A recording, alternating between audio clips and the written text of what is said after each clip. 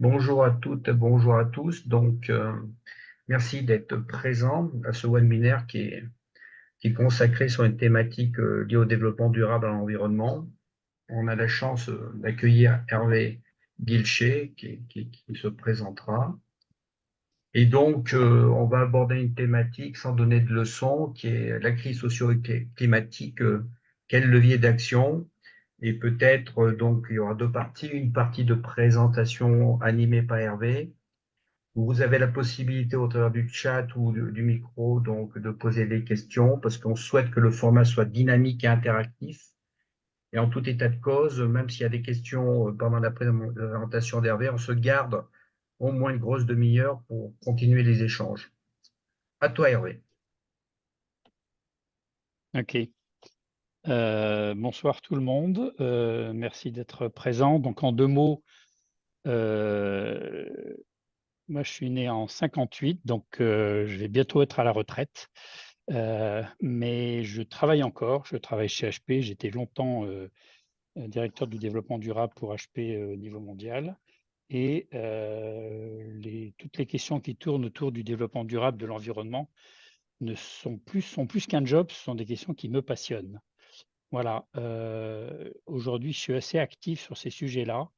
À titre personnel, à l'extérieur, je suis fresqueur de la fresque du climat.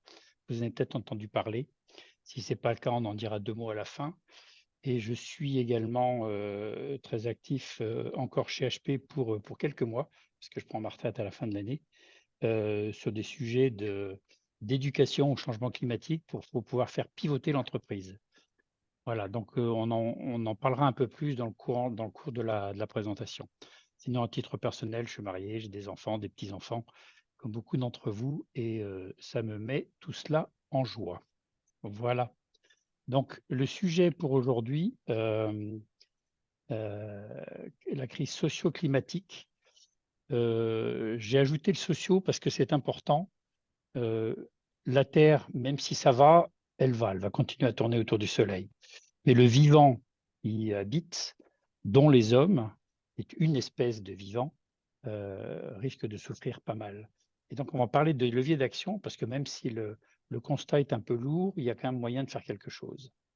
Alors, mieux comprendre pour mieux agir. Ce que la science nous dit sur l'évolution du climat, c'est une vraie réalité. Vous avez entendu parler du GIEC et des COP, etc. Je vais y revenir dans 2 minutes. Mais je pense que c'est important de faire le constat avant de passer à l'action.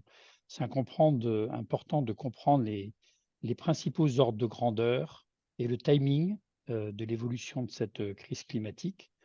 Et l'idée, c'est vraiment d'intégrer ces choses-là pour passer le problème de la tête au cœur et aux tripes, pour ensuite passer aux jambes et passer à l'action. D'accord? Alors, j'ai volontairement choisi 3 photos pour cette photo d'introduction. Quand on parle de dérèglement climatique, on parle souvent de réchauffement. Mais il n'y a pas nécessairement que du réchauffement. Et on pense souvent aux glaces des pôles qui fondent, la photo de droite. Mais c'est incomplet comme image. On a souvent l'image de l'ours qui essaie de marcher sur la banquise, et la banquise qui fond très très vite d'ailleurs. Pour ceux d'entre vous qui étaient à la réunion avec Heidi Sevestre, cette glaciologue il y a quelque temps, à Grenoble, vous l'aurez compris que ça va très très vite. La photo de gauche, c'est ce soleil hyper permanent et ces coups de chaleur qu'on peut ressentir déjà aujourd'hui. Mais la photo centrale est importante. C'est pour ça que je parle de crise socio-climatique. C'est que ça va toucher une grosse partie de la population mondiale qui ne sont pas les plus pauvres et qui sont plutôt situés sur la ceinture équatoriale. Donc les migrations liées à ces événements-là sont déjà là et elles ne risquent que de s'amplifier étant donné la dérive. Voilà. Donc encore une fois, on parle de changement et pas que de réchauffement, et il y a des impacts très forts. Alors j'aime bien cette image d'Einstein qui dit tout simplement, si j'avais 1 heure pour résoudre un problème, je passerais 55 minutes à le comprendre et ensuite 5 minutes à chercher des solutions. C'est un peu ce qu'on va faire aujourd'hui. Jean-Pierre et Josette m'avaient demandé de faire quelque chose de non culpabilisant. J'espère que ça sera le cas. De quelque chose qui ne soit pas plombant. J'espère que ça ne sera pas le cas. Et tourner vers les solutions. Alors les solutions, on va les aborder un peu à la fin. un peu, mais pas beaucoup. Par contre, je vous présenterai un parcours qui permet d'attaquer des plans d'action qui sont vraiment sérieux avec des gros bras de levier, quoi. Voilà. Donc, prendre le temps de comprendre, c'est important. Je rajoute que même si je suis dans le domaine du développement durable, je ne suis pas un expert sur tous les domaines. Et j'ajoute aussi qu'il y a quelques documents qui sont en anglais. Vous ne m'en voudrez pas, j'utilise des éléments scientifiques qui n'ont pas été traduits en français de temps en temps. Voilà. Le GIEC, je pense que tout le monde en a entendu parler, groupement intergouvernemental sur l'évolution du climat. C'est un organisme qui a été diligenté par l'ONU en 88, donc plus de 30 ans, qui sort des rapports régulièrement sur l'état de l'art. Alors, il y a 3 volets, hein, le système climatique, les impacts climatiques et l'adaptation au changement climatique. Le GIEC, c'est des milliers de scientifiques, de climatologues, je dis bien des climatologues, qui revoient comment dire, les publications de manière globale, qui font des critiques, qui se mettent d'accord et qui, évidemment, pondent un rapport qui est l'état de l'art mondial sur le sujet. Vous voyez les chiffres, hein, c'est des gros documents, plusieurs milliers de pages produites, beaucoup d'auteurs. Voilà. Et donc, il y a une notion qui est importante, c'est la notion de consensus scientifique. Elle a une définition très propre. Et aujourd'hui, les climatologues autour du monde sont d'accord à 99%. Il y a toujours des gens qui vont discuter ces résultats. Mais aujourd'hui, quand je me pose la question, que je regarde ces choses-là, je me dis qui suis-je, moi, Hervé Guilcher, pour ne pas être d'accord avec un tel consensus. Et donc, ça fait 30 ans, plus de 30 ans que ça dure. Et en général, si le GIEC a péché par excès, c'est qu'il a toujours visé la borne basse des risques qui arrivent sur nous. Voilà, ils ont toujours été extrêmement prudents pour une question de solidité de leur argumentaire. Donc ça, c'est le GIEC. Ça s'appelle l'IPCC en anglais, International Panel on Climate Change. Donc c'est vraiment un groupement très important diligenté par l'ONU. La plupart des scientifiques qui travaillent au GIEC, pour le GIEC, ne sont pas rémunérés en tant que tels d'ailleurs, hein. Voilà, c'est important de le savoir. Il y a un autre élément qu'on appelle les COP, conférences des parties. Il y en a une très célèbre qui était la COP 21 en 2015 à Paris, où a été scellé un certain nombre d'accords, on y reviendra tout à l'heure. Et puis, il y a eu la dernière COP qui a eu lieu à Dubaï, la COP 28, au mois de novembre 2023, où, donc COP 28, ça veut dire que c'est la 28e du nom, la 28e année, il est sorti enfin un rapport qui pointe du doigt les énergies fossiles comme étant la cause à éliminer. Voilà. Donc, juste pour indiquer qu'il a quand même fallu 28 ans pour en arriver à cette conclusion, alors qu'elle est explicitée par le GIEC depuis quand même très, très, très longtemps. Voilà. Alors, si on avance, en fait, quand on parle d'impact, on parle là aujourd'hui, on va parler du changement climatique. C'est clair qu'on va se focaliser là-dessus. On ne peut pas tout couvrir, mais en fait, il y a 3 grandes crises à considérer. Il y a la crise climatique, celle qu'on va creuser aujourd'hui, la crise des ressources, on va toucher du doigt ce sujet, mais on ne va pas avancer très très loin. Et puis il y a une dernière crise qui est la crise de la biodiversité, dont on ne va pas parler, je vais simplement l'évoquer. Voilà. Le diagramme de gauche, c'est un diagramme qui a été pondu par l'Université de Stockholm, le Stockholm Resilience Center, le SRC, qui est assez connu maintenant dans le monde scientifique et dans le monde philosophique également, qui liste 9 piliers sur lesquels repose le monde. Voilà, donc c'est ces 9 cadrans de fromage que vous voyez sur le schéma. La crise climatique en est une, c'est celle que je pointe ici, pour laquelle on sait qu'on a déjà dépassé un espace qui est sûr pour la vie sur Terre. On l'a déjà dépassé. Vous voyez sur la gauche l'érosion de la biodiversité. Encore une fois, je vous ai dit qu'on ne va pas passer trop de temps là-dessus. Malheureusement, on n'a pas le temps aujourd'hui. Mais il y a clairement aujourd'hui un dépassement, et on parle de la 6e extinction de masse. Ce n'est pas très connu dans le grand public, mais ça vaut le coup de s'y pencher pour comprendre ce qui se passe. Il y a le changement d'utilisation des sols qui est important aussi. C'est-à-dire qu'on artificialise de plus en plus de sols, donc on détruit les puits de carbone, dont les forêts en particulier. L'utilisation de l'eau, Il y a les perturbations des cycles dus au phosphore et à l'azote, ça c'est très lié à l'agriculture. Nos sols sont très abîmés au niveau mondial. Je ne parle pas que de la France, j'ai oublié de le préciser, hein, mais c'est au niveau mondial. L'acidification de l'océan, qui est importante avec le CO2 dans l'atmosphère, etc., etc. Alors, il y a un domaine qui est assez intéressant, qui est l'appauvrissement de l'ozone stratosphérique. Vous vous souvenez des débats il y a une vingtaine d'années, trentaine d'années, euh, sur la diminution de la couche d'ozone à cause des chlorofluorocarbone, les fameux gaz qu'il y a dans les bombes aérosols. Voilà. Donc, il y a eu un protocole à Montréal. Non, c'est plus vieux que ça, c'est dans les années 75. Un protocole à Montréal qui a permis de discipliner cette question-là. Et depuis, miracle, on est revenu en arrière. Donc le monde a su décider qu'il fallait qu'il suffisait d'arrêter ce type de produits chimiques qui détruisaient la couche d'ozone. Je ne vais pas rentrer dans le détail, mais juste pour montrer que dans cet exemple, on est revenu en arrière, on est revenu dans des limites d'un espace sûr. La crise climatique, par contre, elle est beaucoup, beaucoup plus complexe. On ne parle pas d'un gaz, on parle d'un enchaînement de causes et d'effets sur un système, sur un système Terre qui est très, très fragile. Voilà. Le graphe de droite, je ne vais pas le décrire en détail, mais il y a une notion qui est importante, c'est ce qu'on appelle la théorie du donut, où on parle là du plancher social et du plafond environnemental.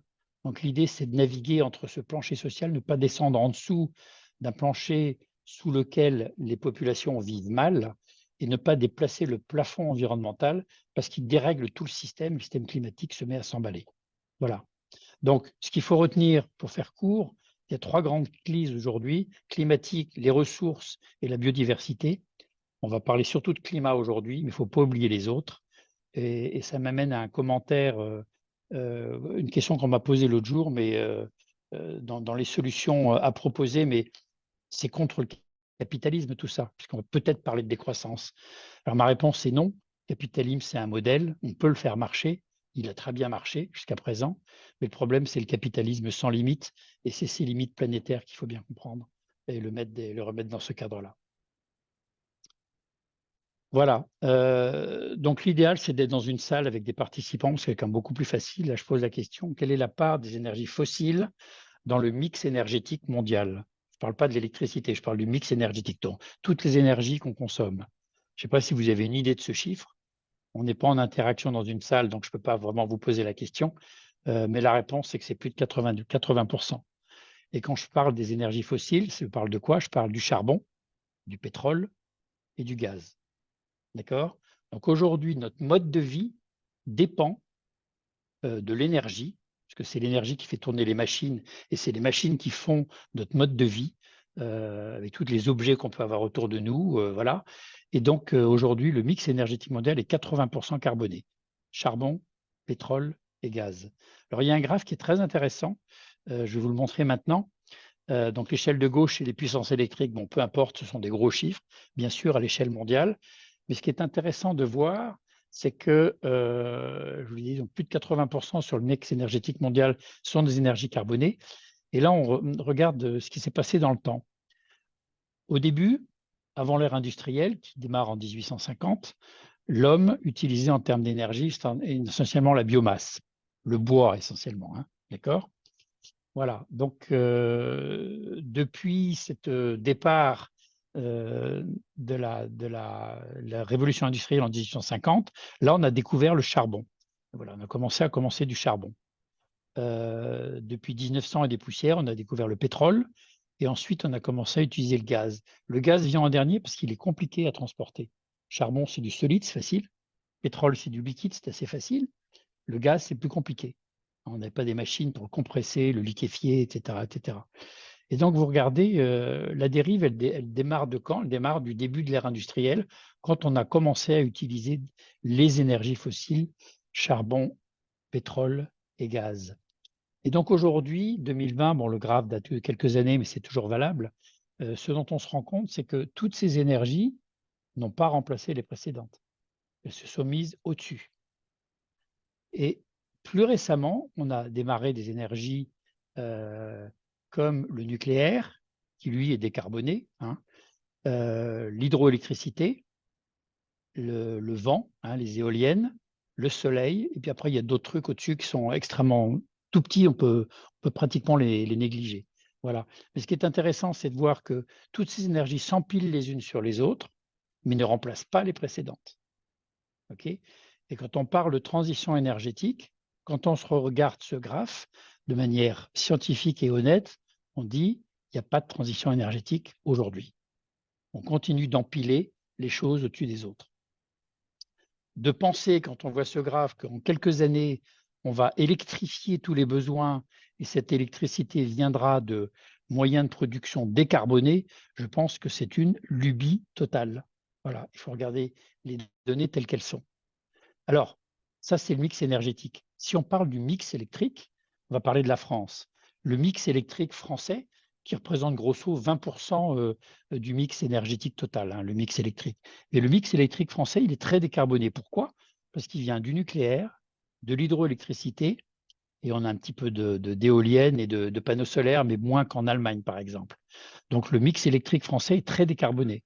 Donc, de remplacer un besoin qui utilisaient des énergies fossiles auparavant par un moteur électrique, par exemple, en France, c'est une bonne idée.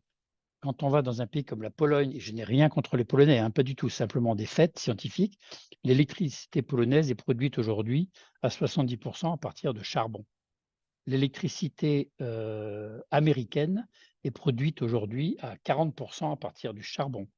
En Allemagne, comme beaucoup de centrales nucléaires ont été décommissionnées avec la crise en Ukraine, l'Allemagne a rouvert pas mal de production d'électricité à base de charbon également et de gaz. Alors le gaz était un peu limité avec la crise en Ukraine.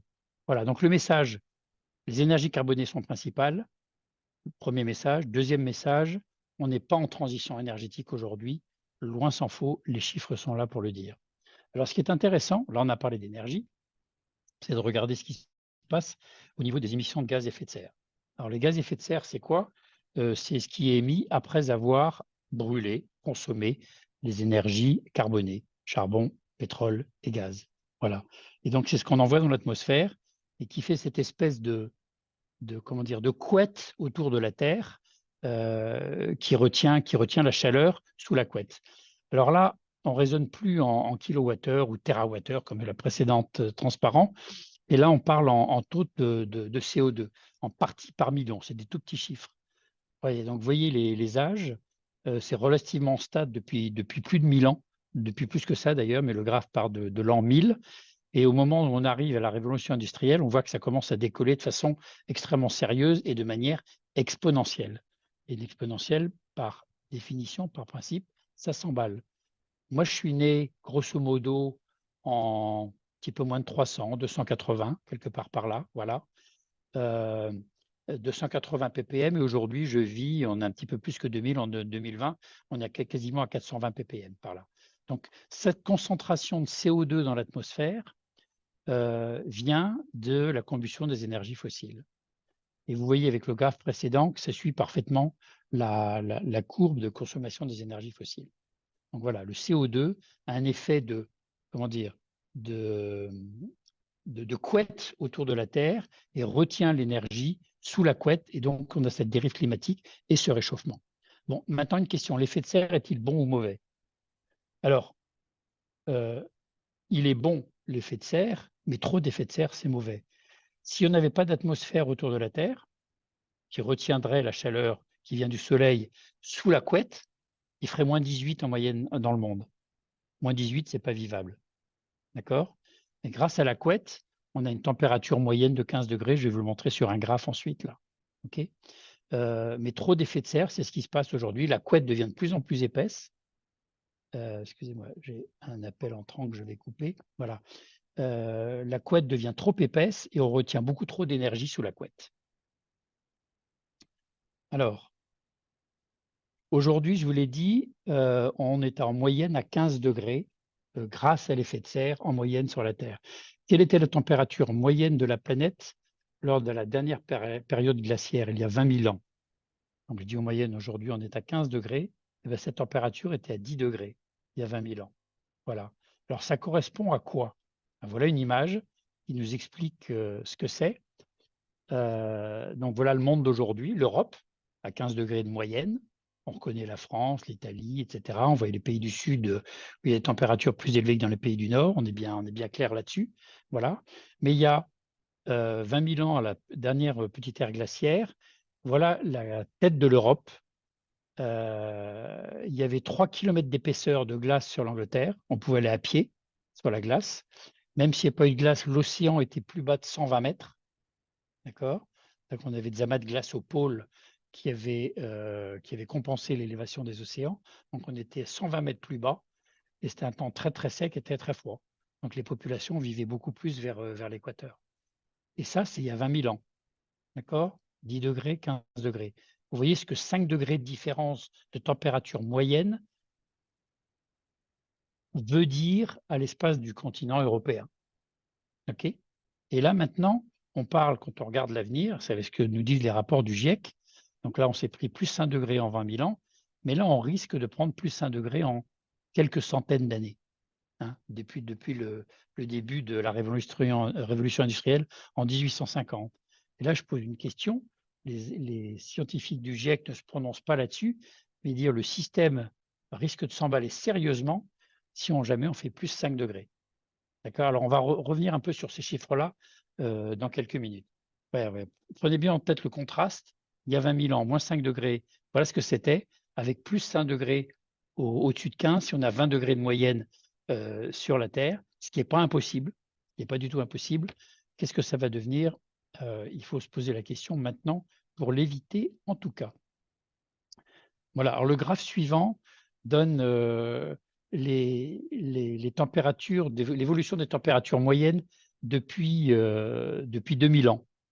Vous voyez que c'était relativement stable.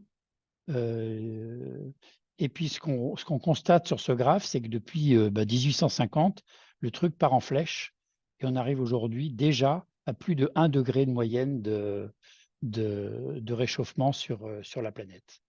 Alors 1 degré, ça peut paraître très peu, mais je prendrai tout à l'heure une analogie qui, j'espère, l'expliquera mieux. Donc, que dit l'accord de Paris? La fameuse COP25 qui a eu lieu en 2015 à Paris, pour lesquels les pays du monde, donc la conférence des parties, tous les pays du monde ont signé un accord, sauf les États-Unis à ce moment-là. Que demandait l'accord de Paris de tous les pays du monde? Eh bien, c'était de limiter le réchauffement d'ici la fin du siècle à en dessous de 2 degrés et de préférence à 1,5 degré. D'où viennent ces chiffres? Ça vient des rapports du GIEC qui ont analysé toutes ces données et qui en tirent les conclusions en termes d'impact sur la planète. Voilà, donc tous les pays du monde ont signé un accord. Maintenant, l'accord des COP, c'est un accord non contraignant. J'aime bien l'image de Jean-Marc Jancovici, qui est un scientifique connu sur ces domaines de climat et d'énergie. Il dit que c'est comme une grande kermesse, en fait, quelque part. Bon, ce n'est pas péjoratif, mais ils ne sont pas opposables, ces engagements. Chaque pays fait ce qu'il peut ou ce qu'il veut, finalement. Mais en tout cas, dans l'accord de COP de Paris, c'était de limiter à 1,5 degré à 2 degrés.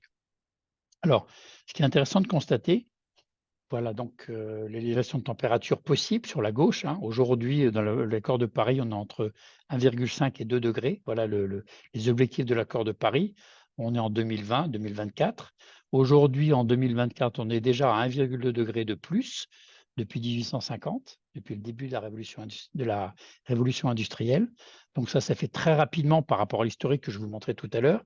Et ce qu'on voit à partir de la droite, là, ces scénarios vert, orange, rouge, etc., ce sont les différents scénarios du GIEC en fonction de notre degré d'émission, nous, l'espèce humaine sur la planète, puisqu'il est clair que ce sont les conséquences du mode de vie de l'espèce humaine qui font ces émissions de gaz à effet de serre. Hein. C'est nous qui brûlons le pétrole, le gaz et le charbon. Voilà, en fonction des différents scénarios, on peut atteindre des températures qui seront raisonnables. Tout est relatif si on respecte l'accord de Paris. Mais aujourd'hui, on n'est pas sur cette trajectoire-là. Aujourd'hui, on est plus sur une trajectoire de type orange, c'est-à-dire une augmentation entre 3 et 4 degrés. D'accord? Une augmentation de 4,5 degrés, voire plus, est encore possible aussi, ce que montrent certains scénarios d'évaluation de l'avenir. Donc le challenge est là. Qu'est-ce qu'on fait? Est-ce qu'on laisse glisser ou pas? Alors, je voudrais prendre une analogie tout de suite qui me paraît intéressante. C'est que notre corps est à 37 degrés. En fait, il est à 35 à l'extérieur, mais notre corps, simplifions, est à 37 degrés. Quand on est à 38, c'est juste 1 degré, on n'est pas très bien, mais on va quand même travailler. Okay, on va garder ses petits-enfants. À 39, là, on ne va pas bosser, on reste au lit. Okay. C'est plus 1 degré pour 38, plus 1 degré pour 39. À 40, donc là, c'est plus 3. Non seulement on reste au lit, mais là, on appelle le to bip quand même.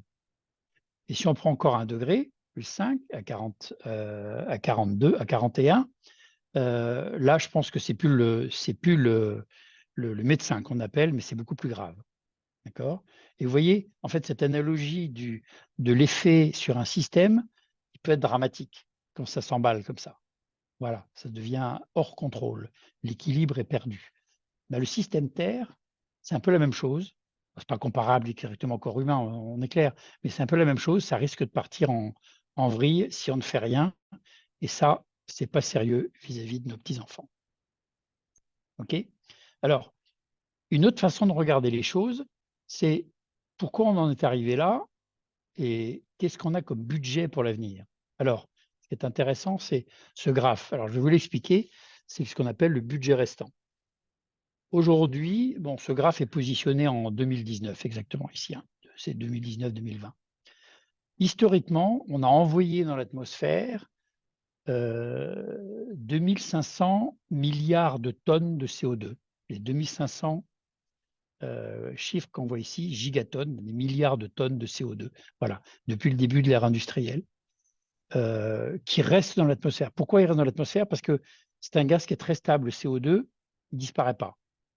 Il reste dans l'atmosphère. Il y a une part qui va dans les forêts, absorbée par les forêts, c'est de l'ordre de 25%, mais les forêts sont mal en point parce qu'on en a beaucoup coupé et parce que le climat se dégrade, donc ça entretient ça.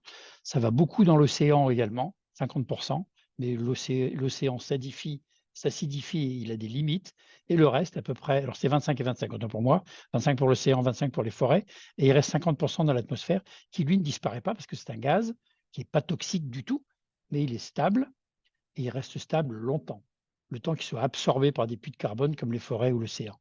Et ça, c'est ce qui fait l'effet de couette dont je parlais tout à l'heure et qui garde la température qui dérive vers le haut en dessous, au niveau de la Terre. Donc, on a dépensé 2500 milliards de tonnes de CO2 et pour tenir l'accord de Paris à 1,5 degré, on n'a plus que 400 tonnes, ça s'est mesuré à 2020, donc aujourd'hui c'est encore moins que ça. On n'a plus que 400 tonnes de CO2 à déverser dans l'atmosphère pour tenir cet objectif du 1,5 degré. Je vous rappelle qu'on met tous les ans dans l'atmosphère 40 gigatonnes. Donc 400 gigatonnes divisé par 40, ça fait 10 ans. On a 10 ans devant nous pour tomber à zéro, pour éviter que ça dérape plus de 1,5 degré. Si on prend le scénario 2 degrés, on a un peu plus de temps, à peu près de l'ordre de 1000 tonnes, 1000 gigatonnes, pardon, et donc de coup divisé par 40, ça fait une vingtaine d'années, ce qui est quand même pas beaucoup non plus à l'échelle de l'humanité. Voilà. Alors, quand on parle de budget, alors ça, c'est par contre un budget qu'on ne peut pas négocier. Il est donné. D'accord? Donc, ce que veut dire ce graphe, c'est qu'il y a vraiment urgence à freiner et bientôt arrêter nos émissions de gaz à effet de serre. Sinon, on va partir au-delà de ces limites de 1,5 et 2 degrés. Et aujourd'hui, on est sur une trajectoire où on sait, et le GIEC le dit, qu'on est sur une trajectoire qui est plus proche de 3 à 4 degrés d'impact moyen sur la Terre. OK. Est-ce qu'il y a des questions jusqu'à présent ou je continue?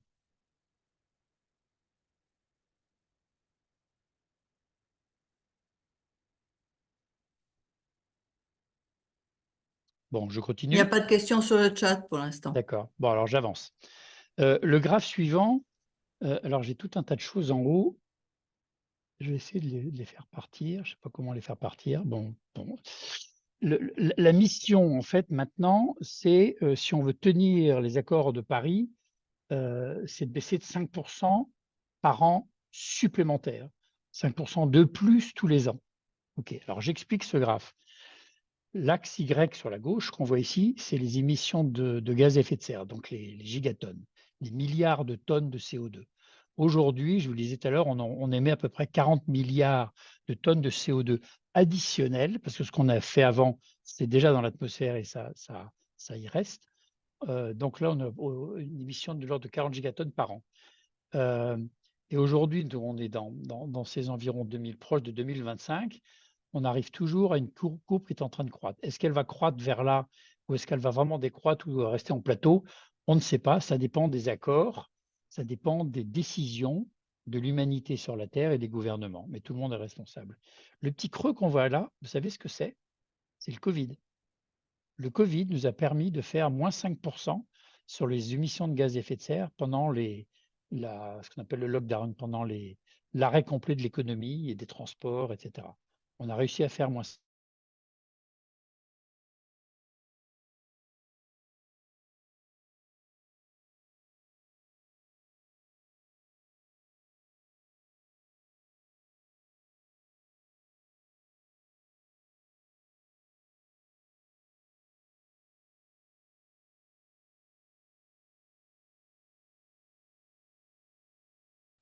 Quelle est l'empreinte carbone du citoyen moyen? Alors, ce n'est peut-être pas une notion qui vous éclaire beaucoup, mais on va s'en servir dans la suite et je pense que c'est important. Voilà. Alors, pour l'Europe occidentale, en moyenne, un Français moyen, un Européen moyen émet 10 tonnes de CO2 par personne et par an. Voilà. OK. Vous allez voir comment ça s'illustre, comment ça s'explique et ça s'illustre un petit peu plus tard, mais le concept sera plus clair. Ce qui est intéressant, c'est de regarder, excusez-moi, la société nord-américaine, qui elle est à plus de 20 tonnes de CO2 par an. Ils sont à 24 aujourd'hui, CO2 par an. Moi, j'ai vécu aux États-Unis pendant 5 ans. Je n'en suis pas surpris. Le mode de vie américain, ce n'est pas une critique, ce sont des faits, ce sont des chiffres. La taille de leur maison, les distances à parcourir en voiture, ils ont beaucoup de grosses voitures, ils se déplacent beaucoup en avion parce que c'est un grand pays, etc. Voilà, 20 tonnes de CO2. La moyenne chinoise, qui est un pays comme très industrialisé, mais les objets qu'on achète viennent de Chine aussi, hein, 8 tonnes de CO2 par an. Et vous voyez, en Inde, c'est 3 tonnes de CO2 par an. Si vous allez au Bangladesh, c'est 0,6 tonnes de CO2 par an. Hein. Les pays pauvres sont de manière intuitive et logique moins émetteurs de gaz à effet de serre que les pays riches comme les nôtres. Voilà. Donc, retenez 10 tonnes pour un Européen et un Français moyen. Alors, le graphe suivant est un petit peu compliqué à lire, mais on va regarder l'Union européenne. Donc, la France, on est là-dedans. Donc, on a dit 10 tonnes de moyenne ici. Mais nous, moi, autour de cette table, je fais partie des riches. Alors, je ne suis pas riche comme Elon Musk et Jeff Bezos, on s'entend, mais je fais quand même partie des riches. On est probablement sur la droite de ce graphe. C'est découpé en 10 bandes qui sont liées au niveau de revenus. D'accord? Les déciles liés aux revenus. Vous prenez en Inde, par exemple, on a parlé tout à l'heure de 3 tonnes, alors c'est quelque part par là, mais les gens que je côtoie en Inde dans mon entreprise sont probablement plutôt dans la pile de droite que dans la pile de gauche. Voilà. Donc l'idée, c'est qu'il y a un impact inégal selon les revenus, ce qui paraît intuitif, parce que quand on a plus de moyens, on a plus de moyens d'acheter des choses, de se déplacer, d'avoir une grosse maison, etc. Donc on a un impact d'émissions de gaz à effet de serre plus important. Voilà. Alors, quelle empreinte par personne en 2050 pour respecter les accords de Paris? Je vous rappelle, les accords de Paris, c'est limité entre 1,5 et 2 degrés à la fin du siècle. Alors, cette empreinte par personne, pour les accords de Paris, ça serait 2 tonnes de CO2 par an. Alors, ce n'est pas que la France, ce n'est pas que l'Europe, c'est pour le monde entier. Ça veut dire quoi? Je le rappelle, on disait que l'Européen moyen, le Français moyen est à 10 tonnes de CO2. Je parle de moyenne. Hein. Il faudrait qu'on soit à 2 tonnes à l'horizon 2050 pour arriver à tenir les accords de Paris. Ça veut dire aussi ça qu'il y a des gens, des populations, des pays qui ont plus de chemin à faire que d'autres. Les États-Unis ont plus de chemin à faire, puisqu'ils sont à 20 tonnes, que les Européens. Et les Européens ont plus de chemin à faire que les Chinois, qui eux ont plus de chemin à faire que les Indiens. Et par contre, les gens qui habitent le Nigeria, le Bangladesh, eux, quelque part, ils aimeraient bien avoir un peu de marge pour remonter, hein, pour être à 2 tonnes de CO2 par an, pour pouvoir vivre mieux et de façon plus équitable. Voilà, donc c'est une notion qui est importante et c'est une notion d'égalité sociale, quelque part, dans ce phénomène climatique qu'il faut quand même bien garder en tête. Donc 2 tonnes, ça fait 5 fois de moins, c'est quand même énorme. Et on va parler des bras de levier tout à l'heure. Et l'idée, en fait, c'est qu'il y a plein de bras de levier, il faut commencer à les utiliser, il faut se mettre en marche. Voilà. Alors, un clin d'œil, l'empreinte carbone d'un Paris-New York aller-retour en avion. Alors, en général, je fais un quiz, je pose des questions aux gens, c'est 200 kg, 500 kg, 800 kg, 1 tonne, 2 tonnes. Alors, c'est intéressant parce que c'est 2 tonnes. Il suffit de faire un aller-retour, Paris-New York, pour consommer son budget annuel. D'accord? Donc, l'impact de l'avion est extrêmement important. Et on verra tout à l'heure, dans les moyennes, ça n'apparaît pas beaucoup quand on regarde l'Europe ou la France, parce que la plupart des gens ne prennent pas l'avion.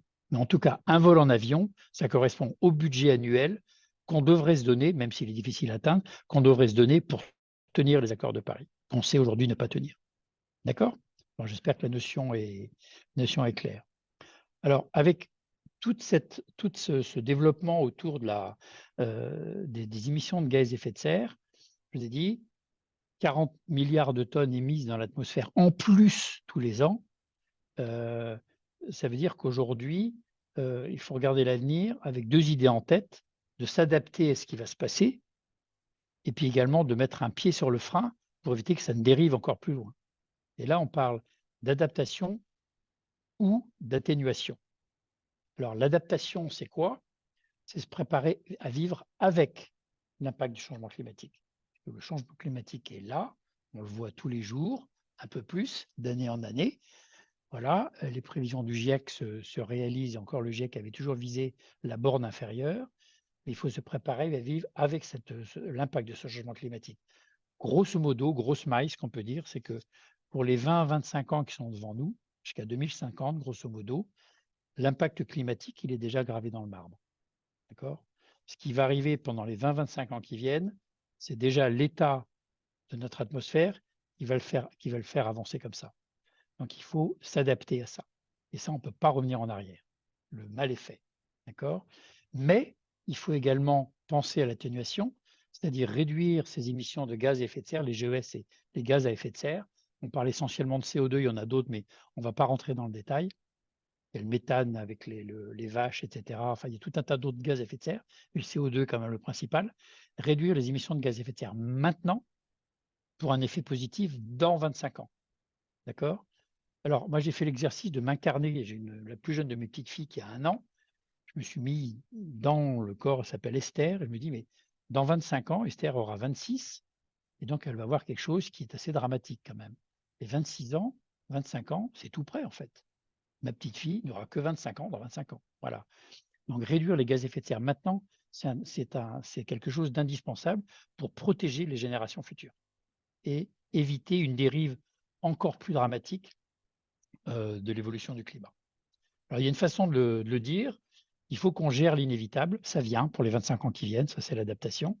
Et puis, il faut éviter l'ingérable en mettant un chapeau le plus tôt possible sur nos émissions de gaz à effet de serre. Et on va aborder tout à l'heure les bras de levier autour de ça. Ça veut dire que ce n'est pas des changements à la marge, c'est des changements majeurs.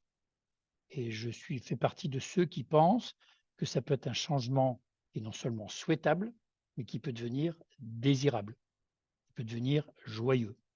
Voilà, j'espère que je vous communique quelque chose que vous communiquez les choses qui donnent du sens. Alors, est-ce qu'on est, nous, concernés en France? On va se rapprocher un peu de nous-mêmes là. Voilà les records observés de pics de température sur les, grosso modo, sur les dernières 70 ans. Hein, avec des pics de température qu'on a vus dans le sud de la France en particulier. Les pics de température en Bretagne, c'est quand même intéressant, hein, des 42 degrés, c'est déjà arrivé. Voilà. Mais en fait, ça c'est l'image aujourd'hui. Tant que c'est des pics de température, ça va. Si les pics ne durent pas trop longtemps, c'est supportable. S'ils durent longtemps, ça devient vraiment problématique. Et s'ils durent longtemps et qu'il y a un fort taux d'humidité, là, ça devient très, très embêtant. Pourquoi? Parce que, en fait, le corps humain, on en parlait tout à l'heure, qui est à 37 degrés, quand il fait 38 à l'extérieur et qu'il fait sec, ça va. Pourquoi ça va? Parce qu'on sue, on émet de la sueur qui s'évapore et donc on refroidit son corps. On arrive à se réguler. Si les taux d'humidité augmentent de façon importante, ce qui risque d'être le cas parce qu'un air en moyenne plus chaud retient plus l'humidité, hein, et dans ces cas-là, l'humidité augmentant, on évapore moins de sueur et on se refroidit beaucoup moins bien. Mais avec le scénario, si on regarde un scénario à plus 4 degrés, voilà ce que ça peut donner. Et ça, c'est une situation qui a été faite par le GIEC, le CNRS, Météo France, il y a quelques années, il y a 5-6 ans, et ça fait un petit peu peur. Donc, vous voyez que sur la partie la plus continentale de la France, on peut avoir des pics à plus de 55 degrés. La question, c'est combien de temps vont-ils durer? Et quel taux d'humidité on aura à ce moment-là? Voilà. Donc, je vous laisse méditer ce graphe, hein, ça c'est à horizon fin du siècle. Et encore une fois, mes petits-enfants le verront, moi je ne le verrai pas, mais mes petits-enfants le verront. Et c'est quand même tire une bonne sonnette d'alarme. Donc il faut s'adapter, mais il faut également atténuer nos émissions de gaz à effet de serre de manière drastique et urgente, les deux à la fois, pour éviter ce genre de scénario. Ça, encore une fois, c'est un scénario à plus 4 degrés. D'accord. Pour information, je l'ai appris avant-hier en discutant avec des scientifiques. La température de fusion des protéines est de l'ordre de 55 degrés. Si vous mettez un œuf dans une casserole à 55 degrés, je crois que c'est 56 exactement, vous faites un œuf, je ne sais plus comment ça s'appelle, enfin voilà, le blanc de l'œuf va coaguler. Les protéines vont coaguler à 55 degrés. J'ai trouvé que c'était une information qui n'était pas très réjouissante. D'accord? Donc voilà les projections si on laisse la machine s'emballer et déraper. Alors je vais passer je vais juste la montrer, mais on ne va pas rentrer dans les détails, c'est trop compliqué. Ça, je vous ai montré les émissions de gaz à effet de serre qui augmentent de manière inéluctable. Ça, c'est le plan de la France, ce qu'on appelle la SNBC, la stratégie nationale bas carbone. Donc, il y a un plan qui est en marche depuis de nombreuses années, qui est mis en œuvre par le gouvernement et le ministère de l'écologie pour diminuer nos gaz à effet de serre, pour arriver à une diminution drastique d'ici les années 2050. Voilà. Donc, la France fait des progrès en améliorant ce qu'elle peut améliorer, entre autres ses consommations d'énergie. Voilà, division par 2 de la consommation d'énergie finale. C'est ça l'objectif des gaz à effet de serre. Alors, je ne vais pas rentrer dans les détails parce que ce graphe est trop compliqué, mais en tout cas, sachez qu'en France, il y a un plan qui s'appelle la SNBC, Stratégie nationale bas carbone, qui est porté par le gouvernement. J'espère que ça continuera. Avec les changements politiques actuels, je ne sais pas ce que ça va devenir. On peut se poser la question, mais en tout cas, il y avait un réel plan pour essayer d'avancer. Les progrès sont difficiles. Plus on va avancer dans les années, là, plus ça sera compliqué de l'atteindre de toute manière. Alors, je vais passer la slide suivante parce qu'on n'a pas le temps. Par contre, tout ce que je viens de vous montrer, je me rappelle la demande de Jean-Pierre et de Josette, je ne veux pas que ça soit plombant et culpabilisant. Alors, j'espère que ça ne l'est pas, culpabilisant, parce que ce sont des faits scientifiques. Est-ce que c'est plombant? Ça l'est souvent. Moi, j'anime pas mal d'ateliers de fresques du climat et autres dans ma vie personnelle et en entreprise. Et on a l'habitude de prendre ce qu'on appelle cette courbe du deuil. D'abord, c'est un choc, après, c'est le déni. Après, on peut être en colère, triste par ce qui se passe, se résigner. Et puis après, l'idée, c'est de sortir de ce point bas de la courbe du deuil et de commencer à envisager de prendre des actions, de bouger, d'accepter le truc et de reconstruire quelque chose en se tournant vers les plans d'action. Voilà. Et en général, ça marche assez bien quand on fait des ateliers de fresques du climat pour faire prendre conscience de l'effet systémique et de la fragilité du système Terre. On arrive à faire parler les gens de leurs émotions et c'est un passage important parce qu'il est bon de dire bah, je suis troublé, ça me fait peur, je n'ai pas envie d'agir, c'est trop tard, etc. Et ça compense avec des gens qui disent bah, moi, ça me regonfle parce que je comprends mieux et je vois que je peux agir et je vais essayer d'agir plus. Voilà. Donc, les émotions, c'est quelque chose d'important. Il ne faut pas les refouler. Et pour les gens qui sont un peu plombés, je pense que c'est important de s'entourer, d'en parler avec d'autres et surtout pas de rester seul. Voilà. Hein, la courbe du deuil, c'est quelque chose d'important. Bon, ensuite, on va se poser la question, et si on passait à l'acte? Alors là, j'espère pouvoir vous donner un angle de vue qui donne des idées de solutions et des bras de levier. Alors, on va regarder l'Européen moyen ou le Français moyen, hein, 10 tonnes de CO2 équivalent par an. Le petit E de équivalent, là, c'est parce qu'il n'y a pas que le CO2, hein. Il y a d'autres gaz, mais pour simplifier, c'est 10 tonnes de CO2 par an. Voilà l'empreinte carbone du Français moyen. Encore une fois, je précise, personnellement, je ne suis pas un Français moyen. Voilà. Alors, quand on attaque, quand on regarde ça, on va segmenter les 10 tonnes par secteur de consommation. On va commencer par l'alimentation. Pour un Français moyen, l'alimentation, c'est 2,5 tonnes, grosso modo. D'où est-ce que ça vient? Ça vient essentiellement des viandes et des poissons, des œufs et des produits laitiers. Après, on trouve les légumes et les boissons. Alors, si on creuse un peu dans les viandes et les poissons, là, grosso modo, c'est je dirais une tonne à peu près. Voilà.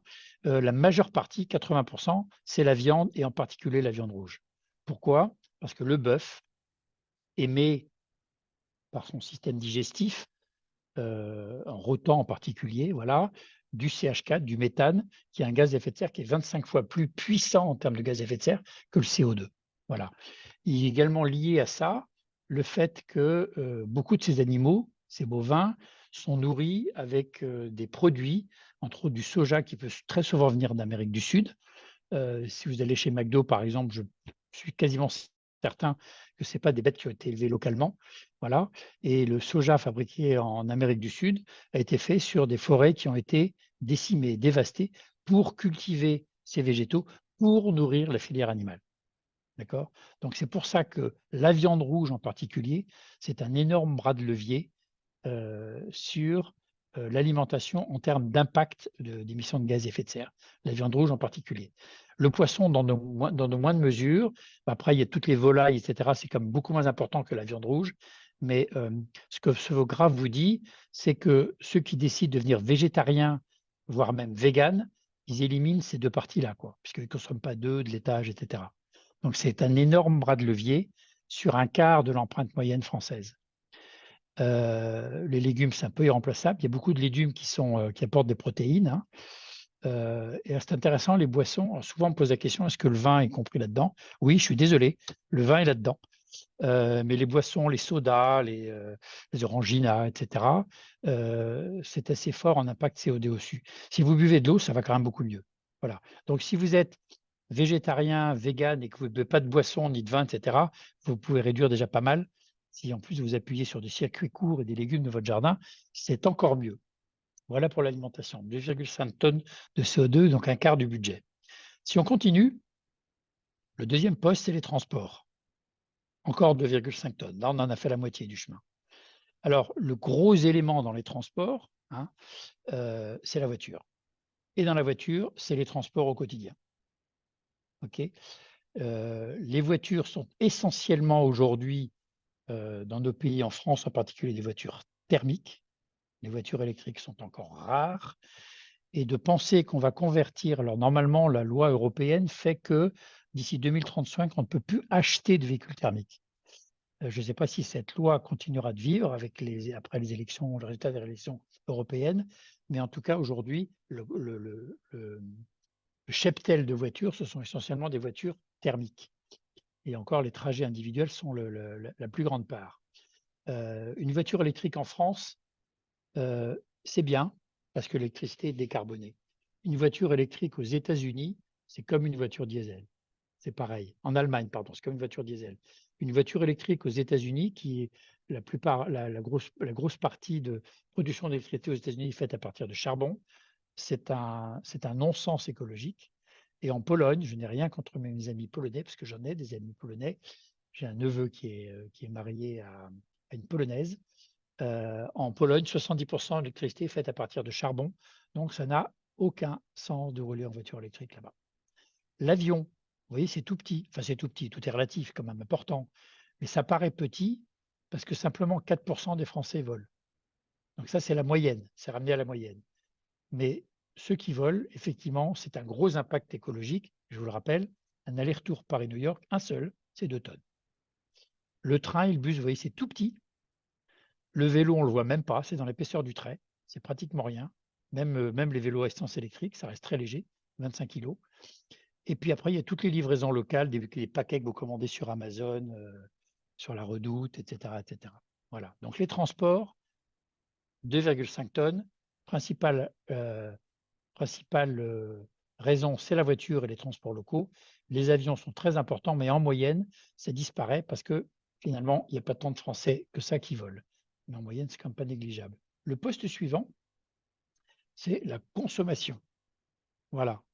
Donc, les vêtements, c'est une part non négligeable. Et encore une fois, c'est une moyenne, c'est très variable. Ce qu'on appelle la fast fashion, c'est très mauvais. Ça fait déraper l'empreinte de façon très importante. Et après, il y a tous les autres biens ou services qu'on achète, que ce soit du mobilier de jardin, voilà, des objets divers et variés ou les services qu'on consomme. C'est un point important. Et vous voyez que l'informatique, PC, téléphone, Internet, c'est absolument non négligeable. Alors, ce qui est intéressant, je vous montrerai un graphe tout à l'heure, c'est que la partie informatique, ce qu'on appelle les technologies de l'information, bon, c'est mon métier, hein, je travaille chez HP, c'est complètement en train de déraper. Quand on dit que les technologies de l'information permettent la dématérialisation et permettent donc de réduire l'impact des gaz à effet de serre, en fait, c'est faux.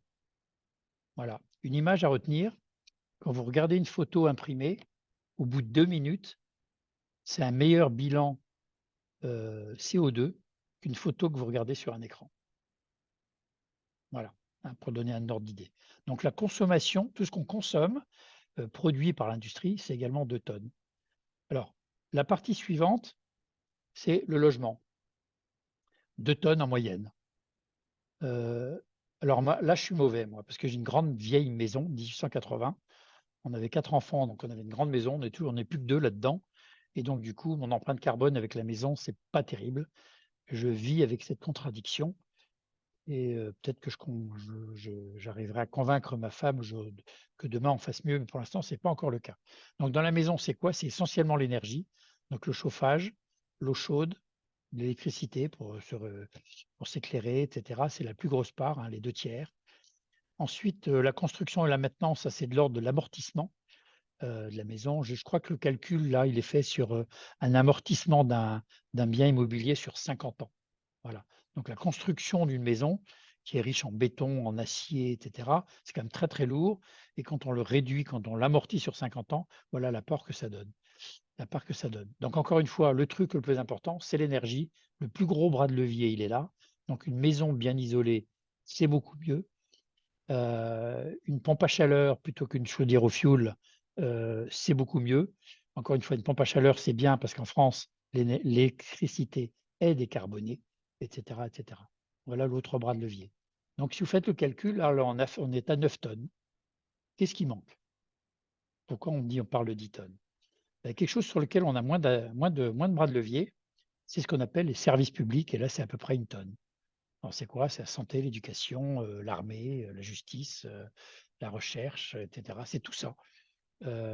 Quand on parlait de la stratégie nationale bas carbone, la SNBC, le gouvernement français, depuis des années, travaille sur la réduction de l'impact carbone des services publics. Voilà. Donc là, on retrouve avec 10 tonnes, vous voyez, alimentation 1/4, transport 1/4, consommation 20%, maison 20% et services publics 10%. 10 tonnes CO2 par an. Encore une fois, c'est une moyenne. Je reviens à l'exemple de l'avion. Si vous faites un aller-retour Paris-New York, par exemple, rien que ça, c'est 2 tonnes. Okay. Alors, l'accord de Paris, au niveau mondial, nous dit ce qui serait bien, c'est qu'à horizon 2050, pour qu'on vive une vie qui permette la vie future, c'est d'être à 2 tonnes. C'est quand même ardu. C'est quand même difficile. La barre est très haute. Mais c'est important de se mettre en mouvement et d'embarquer un maximum de gens pour que petit à petit, on réfléchisse à quel avenir veut-on pour nous demain, pour nos enfants demain, qui soit compatible avec la vie sur Terre, la vie confortable sur Terre. Voilà. Alors, qu'est-ce qu'on fait dans tout ça? Le drame, c'est de dire, c'est pas moi, c'est les autres. C'est ce qu'on appelle le triangle de l'inaction. Alors, on a les citoyens tout en haut, là, on a les entreprises et on a le gouvernement. Le gouvernement peut émettre des lois. En fait, le gouvernement, c'est comme un arbitre. Il crée des lois, il crée le cadre de référence, il crée les règles du jeu. D'accord? Donc, ce qui se passe très souvent, c'est qu'en tant qu'individu, on dit bah, c'est au gouvernement de mettre des lois qui vont bien. On dit c'est aux entreprises de moins polluer. Et les entreprises vont dire oui, mais nous, par rapport à nos concurrents, on ne peut pas changer si les règles du jeu émises par le gouvernement ne changent pas. Voilà. En fait, l'idée là, elle est très très simple, c'est que tout le monde doit être acteur et tout le monde doit être acteur rapidement et tout le monde doit être acteur en même temps. D'accord? Le bras de levier du consommateur de base, c'est de l'ordre de 20%. L'industrie, alors c'est des chiffres très approximatifs, hein. L'industrie, c'est de l'ordre de 50% et 30% liés par les règles du jeu. Donc en fait, il faut mettre tout ce machin-là en marche pour y arriver. Faire des gestes personnels, s'engager dans son entreprise. Moi, c'est ce que je fais aujourd'hui. Je déploie des ateliers à compréhension du changement climatique pour mettre l'entreprise en mouvement. Mais ça veut dire que ce ne sera pas la même entreprise demain et aujourd'hui. D'accord? Et il faut que le gouvernement émette des règles du jeu pour emmener et accompagner tout le mouvement. Si les règles du jeu sont connues, ça va marcher. Je vais prendre un exemple tout bête. Il y a quelques années, vous vous souvenez de la loi E20 sur le tabac? Voilà, de dire on va arrêter la consommation de tabac et de fumer dans les lieux publics. Les fumeurs ont dit mais c'est impossible, c'est une atteinte aux libertés pas possible. Aujourd'hui, qu'est-ce qu'on dit? Le truc est complètement rentré dans les mœurs. Ça paraît même, ça serait complètement aberrant de revenir en arrière. Et un fumeur dans un lieu public, il est tout de suite mis dehors et mal vu. Je ne critique pas les fumeurs, ils ont le droit de fumer, mais ils vont dehors. Voilà. Mais en tout cas, c'était le cas. Moi, je me souviens, dans le début de ma carrière, quand je me déplaçais, on avait le droit de fumer dans les avions. Quand vous trouviez en limite entre la classe fumeur et la classe non-fumeur, moi, je ne fume pas. C'était simplement abominable, quoi. Voilà. Donc, on est capable de faire des transitions d'usage. Et le tabac, c'est un très bon exemple. Je vois qu'il y a une main levée, Josette.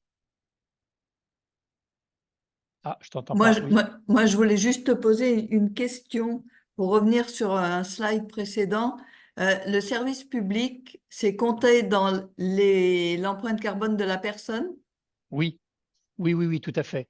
Alors, Alors, c'est quelle partie qui… bah, c'est une tonne, c'est 10%. C'est-à-dire que l'impact des services publics divisé par 60 millions de Français donne une tonne. C'est ça D'accord, l'idée. donc c'est Voilà. un pourcentage C'est un qui t'est pourcentage, voilà. attribué. Exactement, D'accord. qui est alloué à la personne. Donc D'accord? là-dessus, tu peux rien faire. Ah, tu peux rien faire. Si, tu peux consommer moins de consommer moins de services publics ou par ton vote, voter vers des équipes qui vont améliorer un certain nombre de choses. Voilà. On pourrait décider D'accord. demain, on arrête complètement les dépenses militaires. Bon, sans doute une aberration, ce que je dis, c'est juste pour l'exemple. On couperait une partie du CO2 lié à cette activité, hein. Si on arrête tous les hôpitaux, l'exemple est complètement stupide, on est d'accord, on couperait une partie de ces émissions du service public. Ce que j'ai oublié de préciser, c'est que ces 10 tonnes par an, ce n'est pas les émissions de gaz à effet de serre émises en France uniquement ou en Europe. Ça inclut également les émissions de gaz à effet de serre qui sont attachées aux produits que vous avez achetés. Si vous achetez un téléphone comme celui-là, d'accord? Téléphone. Bon, téléphone, il a sans doute été fabriqué en Chine. Pour le fabriquer, sur les lignes de fabrication en Chine, il faut utiliser des matériaux, miner ces matériaux, des plastiques, des métaux précieux, du verre, etc. Donc, il y a un certain nombre d'énergies qui sont dépensées pour fabriquer ce téléphone. Un téléphone comme ça, c'est 100 kilos. On parle de 2 tonnes de budget, 100 kilos. L'ordinateur portable que j'ai devant moi, que vous avez devant vous, c'est 250 kilos de CO2, rien que pour la fabrication. Donc, tous ces objets qu'on achète, des blocs de jardin qui viennent de Chine, par exemple, en plastique, ils ont un poids CO2 lié à leur fabrication qui est inclus dans la consommation ici. D'accord? Donc, ce n'est pas les émissions de gaz à effet de serre qu'on émet en France en mettant du pétrole dans sa voiture, par exemple. Ça inclut également les émissions de gaz à effet de serre inclus dans la fabrication de ces objets qu'on achète. C'est clair? OK. Merci pour la question. J'avais oublié de préciser ce point important. Donc voilà, ce triangle de l'inaction, il faut le casser, il faut que tout le monde se mette en marche, il faut ce dialogue pour y arriver. Et donc, de la part d'un gouvernement, de la part des entreprises, de la part des citoyens, ça demande beaucoup, beaucoup, beaucoup de pédagogie.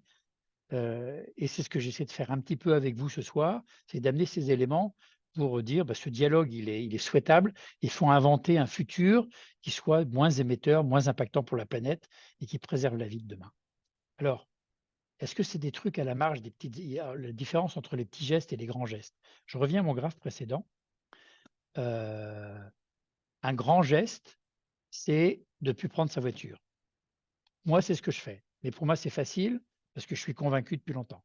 Je ne me déplace jamais en voiture, sauf quand on part en vacances. Je prends pratiquement jamais l'avion, sauf pour raisons professionnelles. Et c'est une tension avec ma femme qui voudrait qu'on voyage. Et moi, il faut me piétiner pour monter dans un avion aujourd'hui. Parce que je ne suis pas bien quand je le fais. Voilà. Mais la voiture, c'est un geste, un geste important.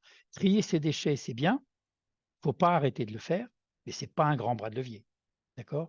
Éteindre ces ampoules qui sont toutes des LED maintenant à faible consommation, c'est bien. Il faut continuer de le faire, mais ce n'est pas un gros bras de levier. D'accord? De bêcher son chauffage et de mettre une polaire, c'est un bon bras de levier. Voilà. Un logement isolé, c'est un bon bras de levier. Voilà. Donc tout ça pour dire il y a plusieurs bras de levier possibles et l'idée, c'est de se mettre en mouvement, de commencer quelque part. De ne pas vouloir en faire trop vite, mais de se mettre en mouvement et en parler avec les autres, après ça devient encourageant. Alors, ajustement ou métamorphose, justement, je pense que cette crise climatique, elle est liée au fait qu'on a besoin de changer de manière drastique un certain nombre de choses. Je vais parler de l'entreprise. Aujourd'hui, une entreprise, elle est mesurée, ses gros indicateurs, c'est croissance du chiffre d'affaires, croissance de profit, croissance de la part de marché. Moi, je travaille dans l'industrie, je suis dans l'informatique, je suis chez HP. On est en train de mener un combat en interne aujourd'hui pour dire, mais on ne va pas y arriver avec ce truc-là. Parce que la croissance infinie, ça n'a pas de sens. Hein. Il faut qu'on invente un futur qui soit différent et qui n'est pas que basé sur la croissance. En fait, l'idée, j'ai beaucoup ce que disait Einstein, c'est lui, on ne résout pas un problème avec les modes de pensée qui nous ont engendrés. La manière débridée de notre capitalisme, le capitalisme n'est pas un mauvais modèle, je ne vais pas remettre ça en cause, mais le capitalisme sans limite, c'est ça qui est dangereux. Et le capitalisme sans limite nous amène aujourd'hui à des phénomènes de société où on veut toujours plus et les entreprises veulent croître en chiffre d'affaires, en profit et en part de marché. Ça ne peut pas marcher, l'équation ne reboucle pas, physiquement, c'est simplement pas possible. D'accord ? Alors, on parlait de normes sociales tout à l'heure avec l'histoire du tabac. Je pense qu'on a intérêt à aller dans des directions où on va changer ces normes. Avoir une grosse voiture, avoir une grosse voiture, une manière de montrer qu'on a réussi dans la vie. C'est peut-être ça qu'il faut remettre en cause. D'accord ? Et de penser à des futurs désirables, des imaginaires futurs qui soient désirables et qui soient compatibles avec les limites planétaires. C'est ça la difficulté. La culture de la transition, en fait, nous les hommes, on fait partie du problème, c'est clair, c'est prouvé par le GIEC, mais on fait aussi partie de la solution, si on se bouge. Okay ? Et moi, je reste persuadé qu'on peut aller vers des directions où on peut changer de façon drastique, des métamorphoses plus que des ajustements, et le rendre souhaitable et se faire plaisir. Alors moi, j'ai animé une fresque du climat il y a début décembre à Houston, au Texas, le pays du pétrole aux États-Unis. On avait des exécutifs qui étaient là et on les a fait parler pendant un moment de quel était votre meilleur souvenir sur les 3-4 derniers mois. On leur a laissé 1 minute de silence. Ils n'ont pas l'habitude d'être en silence, je peux vous dire, et de réflexion. Et ensuite, on a laissé monter ça comme un popcorn. Chacun dise quelques mots sur son meilleur souvenir des 3 ou 4 derniers mois. Et ce qui est ressorti, en fait, on les a notés sur un tableau. Une balade en montagne, un bon repas avec des amis. On ne dit pas s'il y avait de la viande ou pas, là, peu importe. S'occuper de ses enfants ou de ses petits-enfants. C'est ça qui est remonté à la surface. Ça, on peut faire autant qu'on veut. Ce n'est pas émetteur de CO2. Et quelque part, c'est de se dire, il faut qu'on se projette pour que cette planète continue d'être habitable pour nos générations futures et de manière à créer de nouveaux imaginaires qui soient désirables. Ce n'est pas simple. Hein. C'est pas simple. Et je pense que c'est de cet ordre-là et c'est vraiment urgent et important. Alors tout à l'heure, tout à fait au début, en introduction, je disais, on a 3 crises à résoudre. La crise du climat, c'est ce dont je vous parle aujourd'hui. Il y a les crises des ressources, et il y a la crise de la biodiversité. La biodiversité, je ne vais pas en parler beaucoup, mais c'est clair que la façon dont on traite nos sols avec des engrais de manière excessive aujourd'hui, et ce n'est pas une critique pour les agriculteurs, le monde est allé dans cette direction, malheureusement trop fort, trop vite et trop longtemps. On a un problème de biodiversité. Vous savez qu'il y a des champs aux États-Unis d'amandes gigantesques, c'est-à-dire portages, que vous pouvez trouver sur Internet, où pour polliniser les amandes, c'est les abeilles qui font ça, il n'y a plus d'abeilles. Il y a eu tellement de produits chimiques déversés qu'il n'y a plus d'abeilles. Donc ils achètent des essaims en Chine qui sont transportés par avion pour pouvoir polliniser les champs d'amandes aux États-Unis. Voilà, c'est ça la rupture de la biodiversité. Est-ce que vous vous souvenez, si vous avez mon âge, en traversant la France, quand j'avais 25 ans, en voiture, on arrivait à destination en Bretagne, 1000 km, la voiture était constellée de moustiques, collés sur la calandre, les phares, le pare-brise, etc. Aujourd'hui, vous le faites, il n'y en a pratiquement pas. Donc voilà, l'impact sur la biodiversité, je vous invite à vous plonger là-dessus, c'est un domaine passionnant, on n'a pas le temps d'en parler, mais c'est un vrai problème. Par contre, je vous ai dit, crise climatique, crise des ressources, crise de la biodiversité. Maintenant, je vais vous parler un petit peu de la crise des ressources en vous parlant de l'exemple du numérique, justement. D'accord? Alors, aujourd'hui, le numérique, on parle de dématérialisation, mais en fait, je vous l'ai dit avec l'exemple de la photo imprimée tout à l'heure, ce n'est pas tout à fait vrai. Ça représente 5% des émissions de gaz à effet de serre mondial. 5%, c'est énorme. Peu de gens le savent. Pour information, l'aviation, c'est 3%. Donc le numérique a un poids plus important que l'avion. Donc quelque part, je travaille dans une entreprise où nous pensons faire partie de la solution par la dématérialisation, mais quelque part, on fait partie du problème. En plus de ça, le développement technologique est tel aujourd'hui, avec l'intelligence artificielle, c'est assez récent, mais ça, on n'est qu'au début de cette aventure, la 5G, j'en passe et des meilleurs, on est en dérapage d'ici une dizaine d'années de passer de 5 à 8% des gaz à effet de serre. C'est absolument gigantesque. Le numérique, la technologie de l'information font partie aujourd'hui du problème et il est urgent qu'on se tourne vers quelque chose de plus désirable à l'avenir. Et moi, c'est mon combat chez HP avant de prendre ma retraite, qui est une grosse boîte du monde informatique, du monde du numérique, c'est de faire réfléchir nos exécutifs pour commencer à pivoter, changer de direction. C'est une énorme montagne, c'est compliqué, mais on est nombreux maintenant à avoir pris le mors aux dents chez HP pour essayer de faire changer les choses. Quand je dis chez HP, ce n'est pas HP France, hein, c'est HP au niveau mondial. Voilà. 8% des émissions de gaz à effet de serre en 2030, c'est énorme, c'est plus que l'acier, qui est à 7%, c'est plus que le béton au niveau mondial, qui est à 7% également. Donc, le numérique, c'est génial de faire tout ce qu'on peut faire sur nos téléphones portables, là, mais attention. Alors, d'où vient ce poids du numérique? C'est la production des équipements, en moyenne, dans le monde, le fonctionnement des serveurs, le fonctionnement des réseaux et le fonctionnement des terminaux, ça, c'est l'électricité qui les fait marcher. D'accord? Donc, rien que la production des équipements, produire ces machins-là, un téléphone portable, votre ordinateur, un écran, etc., c'est 50% du poids des émissions de gaz à effet de serre mondiales. Donc, de produire moins de ça, ce qui est antinomique pour une entreprise qui veut croître, c'est important. Donc, de faire durer les équipements, c'est important. Mon téléphone que vous ne voyez pas bien là, il a 6 ans, il marche. Bon, c'est pas terrible, mais honnêtement, ça va, quoi. Donc, je m'en contente et je vais le garder. Tant qu'il marche, je vais le garder.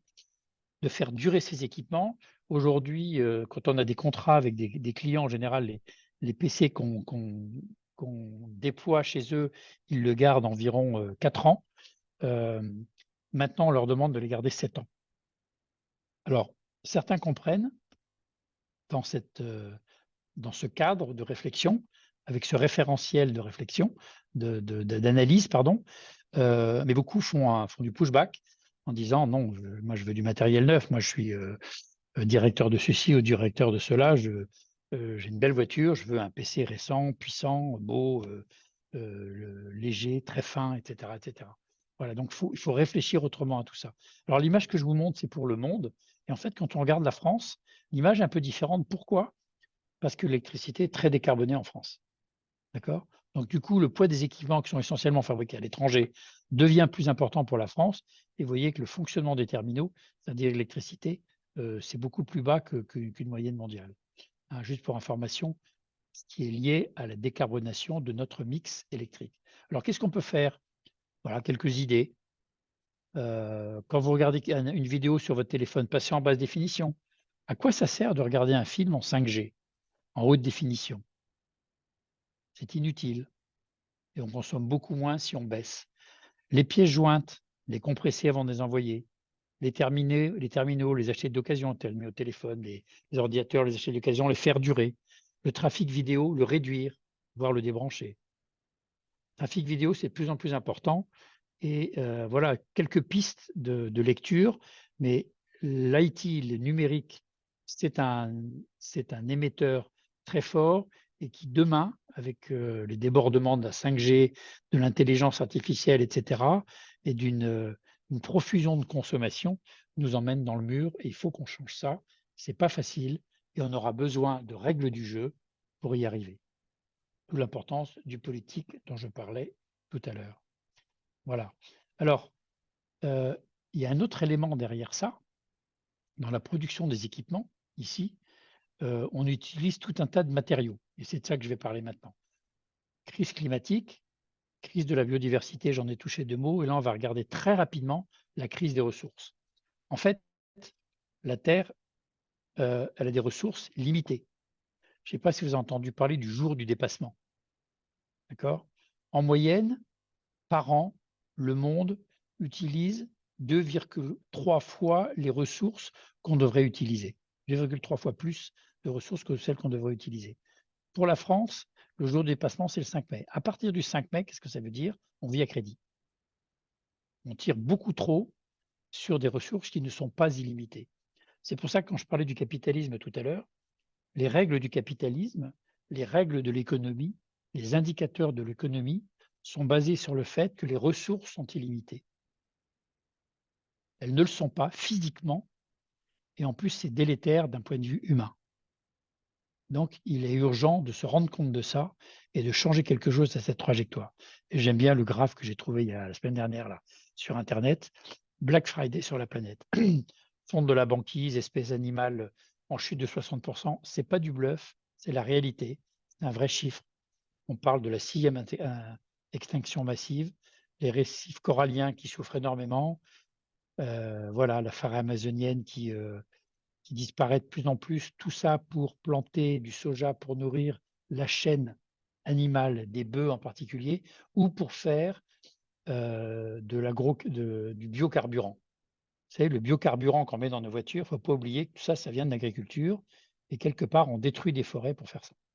Et le forêt, ne l'oublions pas, est un excellent puits de carbone par la magie de la photosynthèse. Voilà. Donc les ressources ne sont pas illimitées et ça, il faut tenir compte. C'est une autre raison, en dehors de celle du changement climatique, qui devrait nous dire soyons raisonnables et trouvons des imaginaires qui vont nous permettre de vivre heureux différemment et moins riches, entre guillemets, peut-être riches d'autres choses.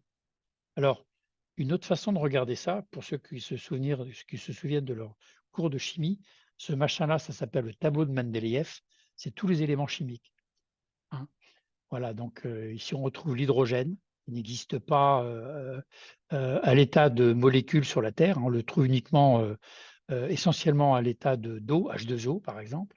Hein, donc pour extraire de l'hydrogène, il faut couper la molécule d'eau, c'est extrêmement énergivore. L'hélium, voilà, donc on retrouve un certain nombre de corps de tous les métaux et tous les corps qui existent, les corps chimiques qui existent sur la Terre. Pour information, pour faire un ordinateur portable, ou pour faire un téléphone portable, il en faut pas moins de 40 de ces machins-là. D'accord? Donc, je dis les ressources ne sont pas illimitées. Non, elles ne le sont pas.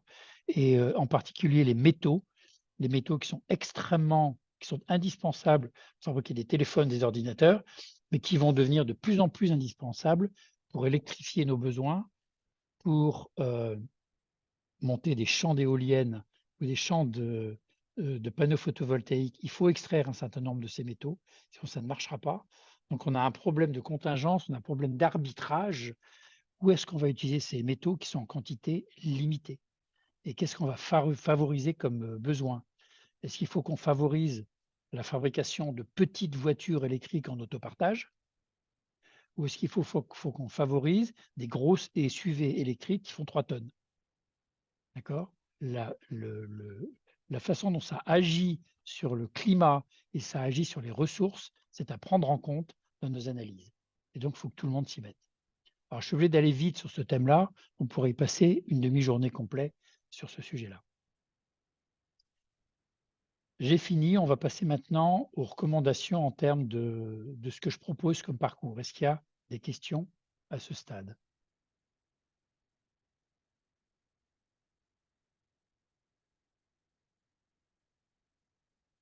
Ah, Josette, tu es sur ton micro est coupé. Ton Oui, micro est. Oui, là, on t'entend. Ah, non, t'as recoupé là. Tu t'es recoupé, Josette. pas se réactiver. Ça y est, c'est bon. Oui, je disais qu'il n'y avait pas de questions sur le chat pour l'instant. Je ne sais pas si quelqu'un veut te poser une question en direct. N'hésitez pas. Alors moi, simplement, j'avais quand même une remarque en attendant les autres questions quand tu parlais des PC qui, qui doivent durer 7 ans. Voire Moi, plus. les informaticiens m'ont toujours dit qu'au bout de 2 ans, mon PC, il était obsolète. Alors, ça veut dire quoi, obsolète? Tout est question de définition, hein. Tu sais, moi, à partir de 20 ans, j'étais obsolète. J'étais plus jeune. Oui, Voilà. Non, mais tout est question de définition. En fait, ces histoires d'obsolescence, tout ça, c'est une question de standard social. Quand je suis rentré des États-Unis, j'ai vécu 5 ans. En 2000, on a acheté une maison à Grenoble. Et je me souviens, le propriétaire, qui était fort sympathique d'ailleurs, je l'entendais téléphoner à ses enfants. Il disait: «Oui, on a trouvé un jeune couple qui rentre des États-Unis. Ils ont très bien réussi». Ça veut dire quoi, réussir? Ça veut dire quoi, obsolète? C'est une question de définition des termes. L'obsolescence, en fait, c'est à nous de déterminer quand ça ne nous va plus, que ça ne marche pas.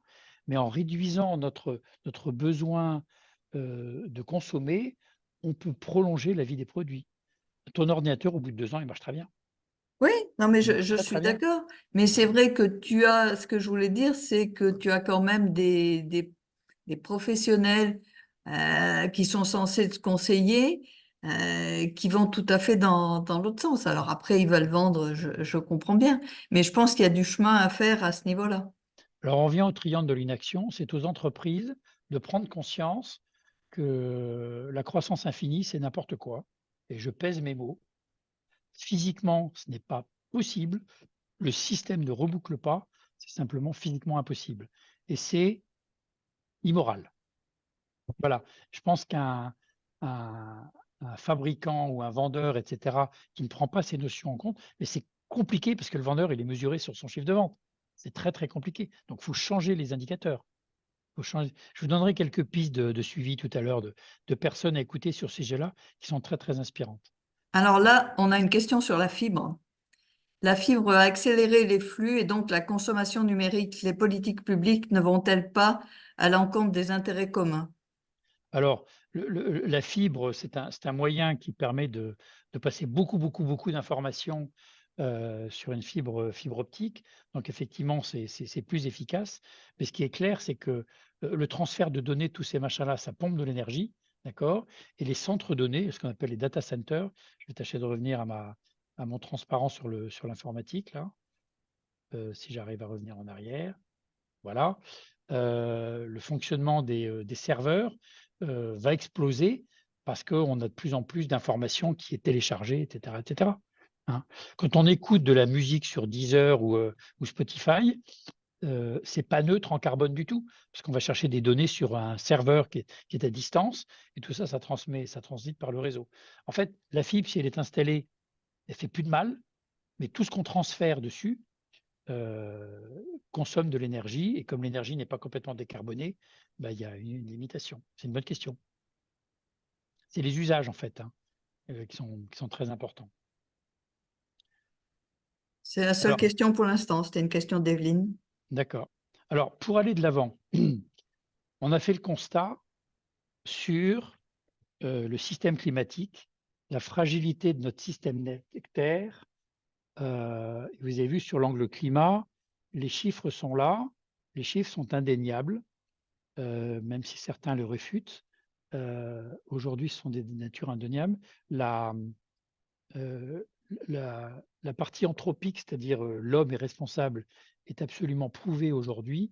Et quand on voit l'évolution, je vous ai montré tout à l'heure l'émission de gaz à effet de serre tous les ans avec les 40 gigatonnes, la trajectoire sur laquelle on est par rapport à ce qu'on devrait faire, il est urgent d'agir maintenant pour sauver l'avenir.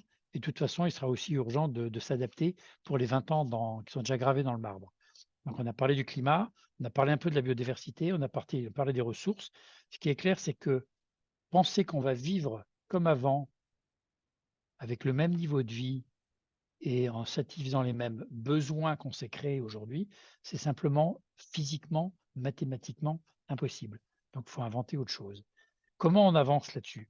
Alors, je vous ai montré les ordres de grandeur, avec les 10 tonnes, là, les 10 tonnes par an, segmentés sur 5 segments. Et moi, je vous propose un parcours, en fait. C'est ce que j'avais proposé à Jean-Pierre et Josette avant de préparer cette présentation, qui s'articule autour d'un certain nombre d'ateliers. L'intérêt de l'atelier, qui se fait en présentiel, l'intérêt de ces ateliers, c'est que d'abord, on passe un chouette moment d'amitié. Voilà, c'est vraiment très chouette. Ce sont des ateliers qui sont basés sur des sources vérifiées, basés sur la science, basés sur des faits, et qui sont fun. Voilà, ça peut être joyeux. Et le fait de le faire ensemble, on s'épaule si on trouve ça difficile et on a envie de continuer après. Moi, en fait, mon histoire personnelle, j'entendais parler de ce sujet, mais je n'étais pas spécialement sensible au changement climatique. Il y a 5 ans, j'ai fait une fresque du climat. Je ne sais pas si certains d'entre vous, pour certains d'entre vous, c'est complètement nouveau. Si ça l'est, je dis en 2 mots. La fresque du climat, c'est un atelier qui se fait en 3 heures, 3 heures et demie, en présentiel. On met 6, 7, 8 personnes autour d'une table. Un animateur peut gérer 2 tables en parallèle. Pendant 1 heure et demie, on joue avec un jeu de 42 cartes qui sont des éléments scientifiques du GIEC, le mouvement intergouvernemental sur le changement climatique. Ce sont des faits scientifiques prouvés. C'est la ressource et elle est remise à jour régulièrement. Donc pendant 1 heure et demie, on construit le système climatique. C'est très abordable. Même si c'est compliqué, c'est très abordable. Et on joue sur l'intelligence collective. L'idée, c'est que chacun a un bout du puzzle. Après cette étape-là, on fait un partage des grands ordres de grandeur, ce que j'ai fait aujourd'hui, en termes d'impact et en termes de timing, en termes de durée. Vous vous souvenez, les 25 ans avant les 25 ans, après les 25 ans. Donc, on donne des éléments, on va plus en profondeur. Ensuite, on passe un moment sur les émotions parce que c'est important. Voilà. Il est bon on est des animaux mus par les émotions, donc c'est important de le reconnaître. Et ensuite, pendant la dernière partie de l'atelier, on commence à travailler sur qu'est-ce que je fais. Alors, ça peut être à titre individuel, à titre professionnel. Si je suis politique, ça peut être à titre qu'est-ce que je fais dans ma mairie ou au gouvernement, etc., etc. La fresque du climat permet de prendre une compréhension et à la fin, on commence à toucher du doigt la mise en mouvement. Mais c'est essentiellement la compréhension. Et vous vous souvenez du transparent d'Einstein qui disait, moi, si j'ai 1 heure pour résoudre un problème, je prends 55 minutes pour vraiment le comprendre et 5 minutes pour commencer à prendre des solutions, à imaginer des solutions. Et c'est vraiment du fond du cœur ce que je vous recommande, c'est de démarrer par une fresque du climat. Où vous soyez en France, il y a des fresqueurs, c'est des bénévoles. Je peux le faire, je suis bénévole.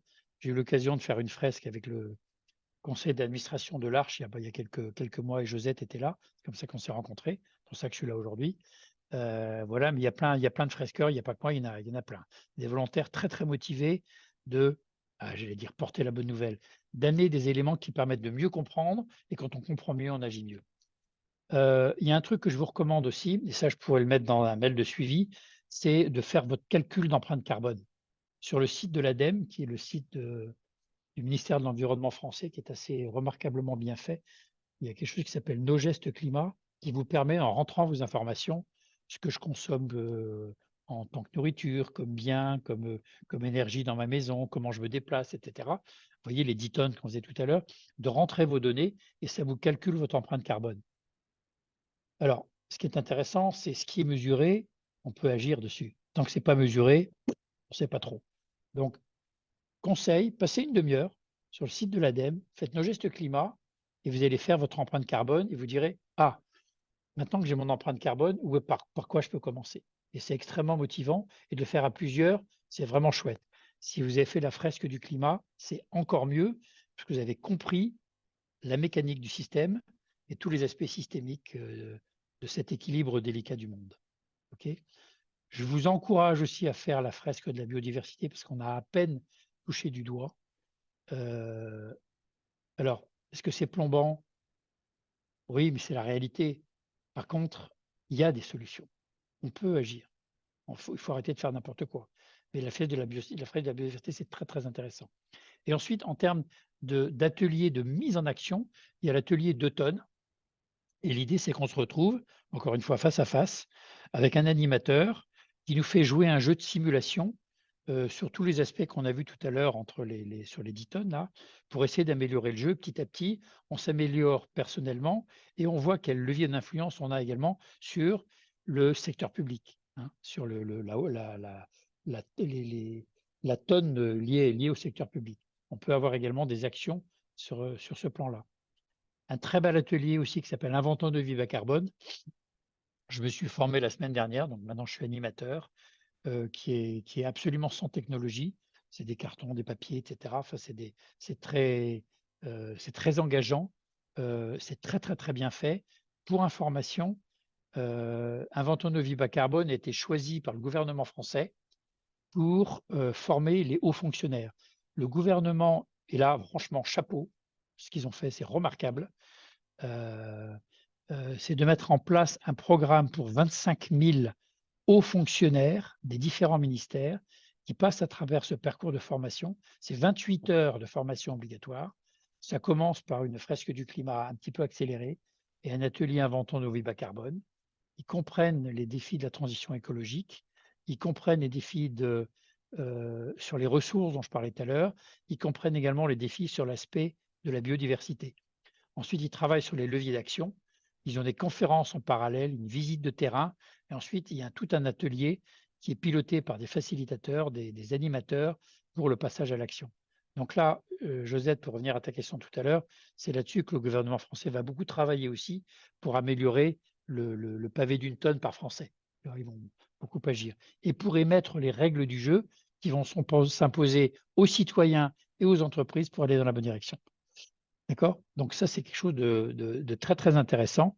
Et moi, c'est grosso modo ce que j'essaie de faire dans l'entreprise aujourd'hui. Donc, Inventons de vie bas carbone, c'est un des ateliers qui était très, très utilisé pour la formation des hauts fonctionnaires. Je disais tout à l'heure 25 000, mais le but du gouvernement, c'est d'y faire passer tous les agents de l'État. Donc, ils ont un plan déjà après les 25 000 pour couvrir 250 000 personnes. OK? Et un dernier atelier qui s'appelle The Week, la semaine, qui existe en français et en anglais. Ça a été réalisé par un couple de Français qui est assez génial. Moi, je l'ai fait, cet atelier aussi. L'idée, c'est de se retrouver 3 soirs en une semaine. Pourquoi en une semaine? C'est pour ne pas laisser déraper le sujet. D'accord? Le premier soir, c'est les constats. Et les constats s'articulent autour de l'impact climatique, de la pollution. Il ne parle pas beaucoup des ressources. L'impact climatique, la pollution et la biodiversité. Le constat, c'est assez lourd la première soirée. Il y a des bouts de films qui sont mis bout à bout pour nous faire comprendre ça. Et ensuite, il y a un débat entre les participants, entre eux. Ça se fait sans animateur. Le deuxième, c'est comment on est arrivé là. En fait, c'est le U de la courbe du deuil, quoi. On descend avec le constat. Le deuxième soirée, c'est comment on en est arrivé là. L'explication de la mécanique qui nous a emmené à ce niveau-là. Et la troisième soirée, c'est comment on sort en termes avec de l'énergie positive pour avancer. Voilà. En tout cas, à minima, ce que je vous conseille, c'est de faire les 2 premiers. Une fresque du climat, c'est très facile à organiser. Où que vous soyez, vous pouvez le faire entre amis, en famille, avec des copains qui sont climato-sceptiques, éventuellement, c'est super, parce que ça permet d'en débattre et démystifier la chose. Faites votre empreinte carbone, ça c'est les gestes climat, et puis engagez derrière sur un atelier de mise en action de tonnes ou Inventons de vie bas carbone. Week. Alors, Hervé, il y a Véronique qui nous dit qu'elle est animatrice de l'atelier d'automne. Qu'elle a quoi? J'ai pas compris. qu'elle est animatrice de l'atelier d'automne. Je ne peux qu'applaudir. Je ne peux qu'applaudir. Et ben voilà, il faut embarquer. Mais je pense que c'est bien avant de faire l'atelier d'automne, Véronique, que les gens, je ne sais pas ce que vous en pensez, que les gens aient fait la fresque du climat. Parce qu'on a les bonnes bases pour avancer.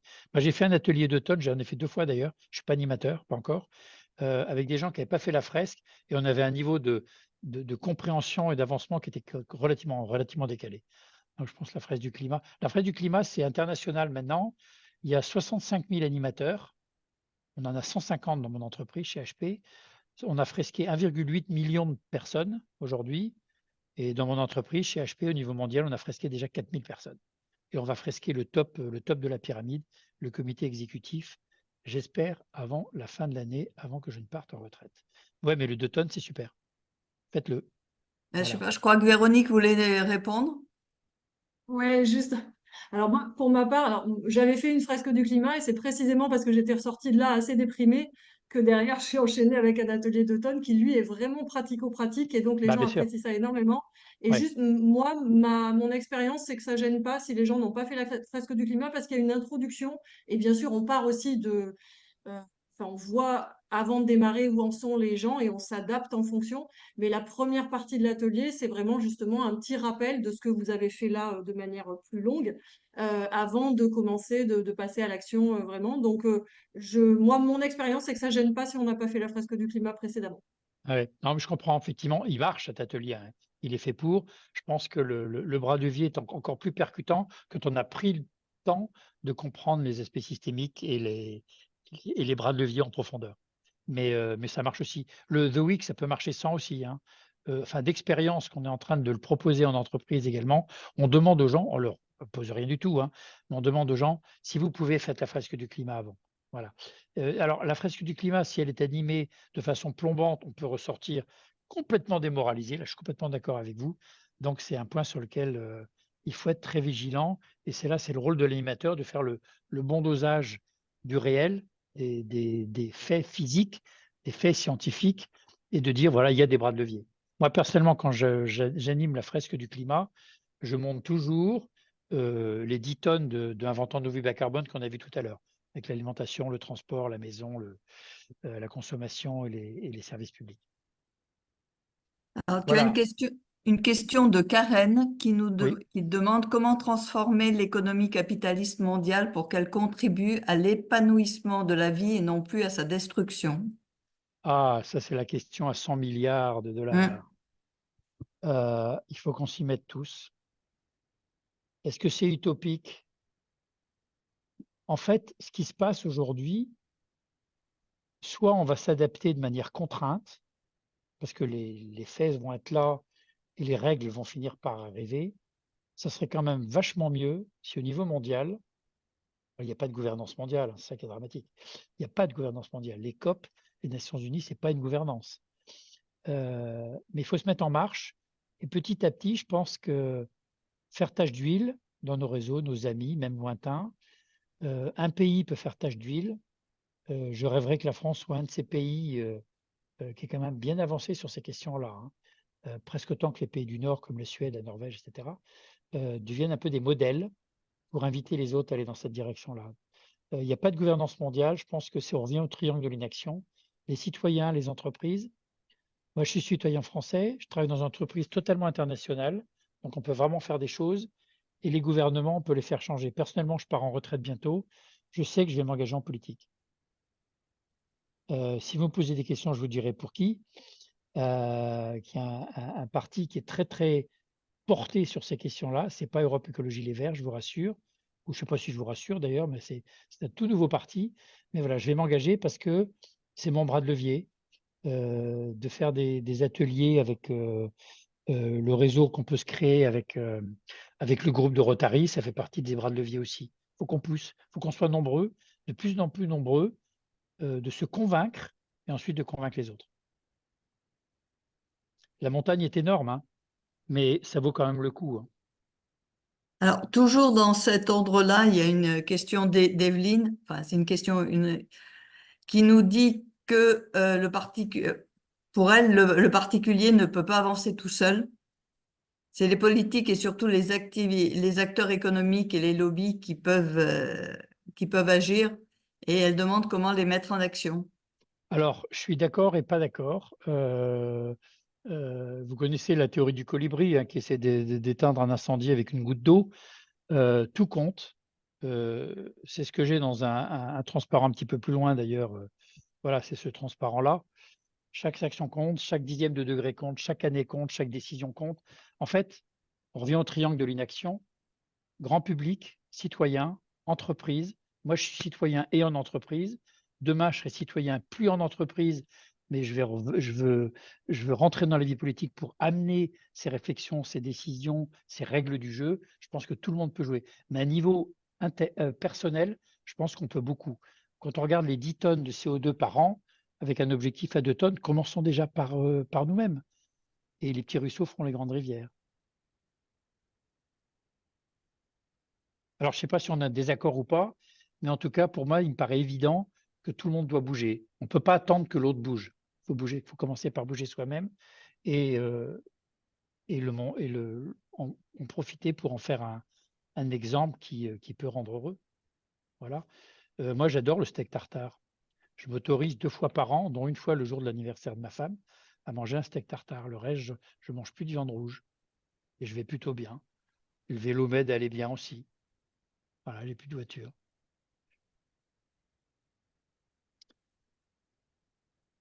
Voilà, je voulais finir là-dessus. J'y crois vraiment.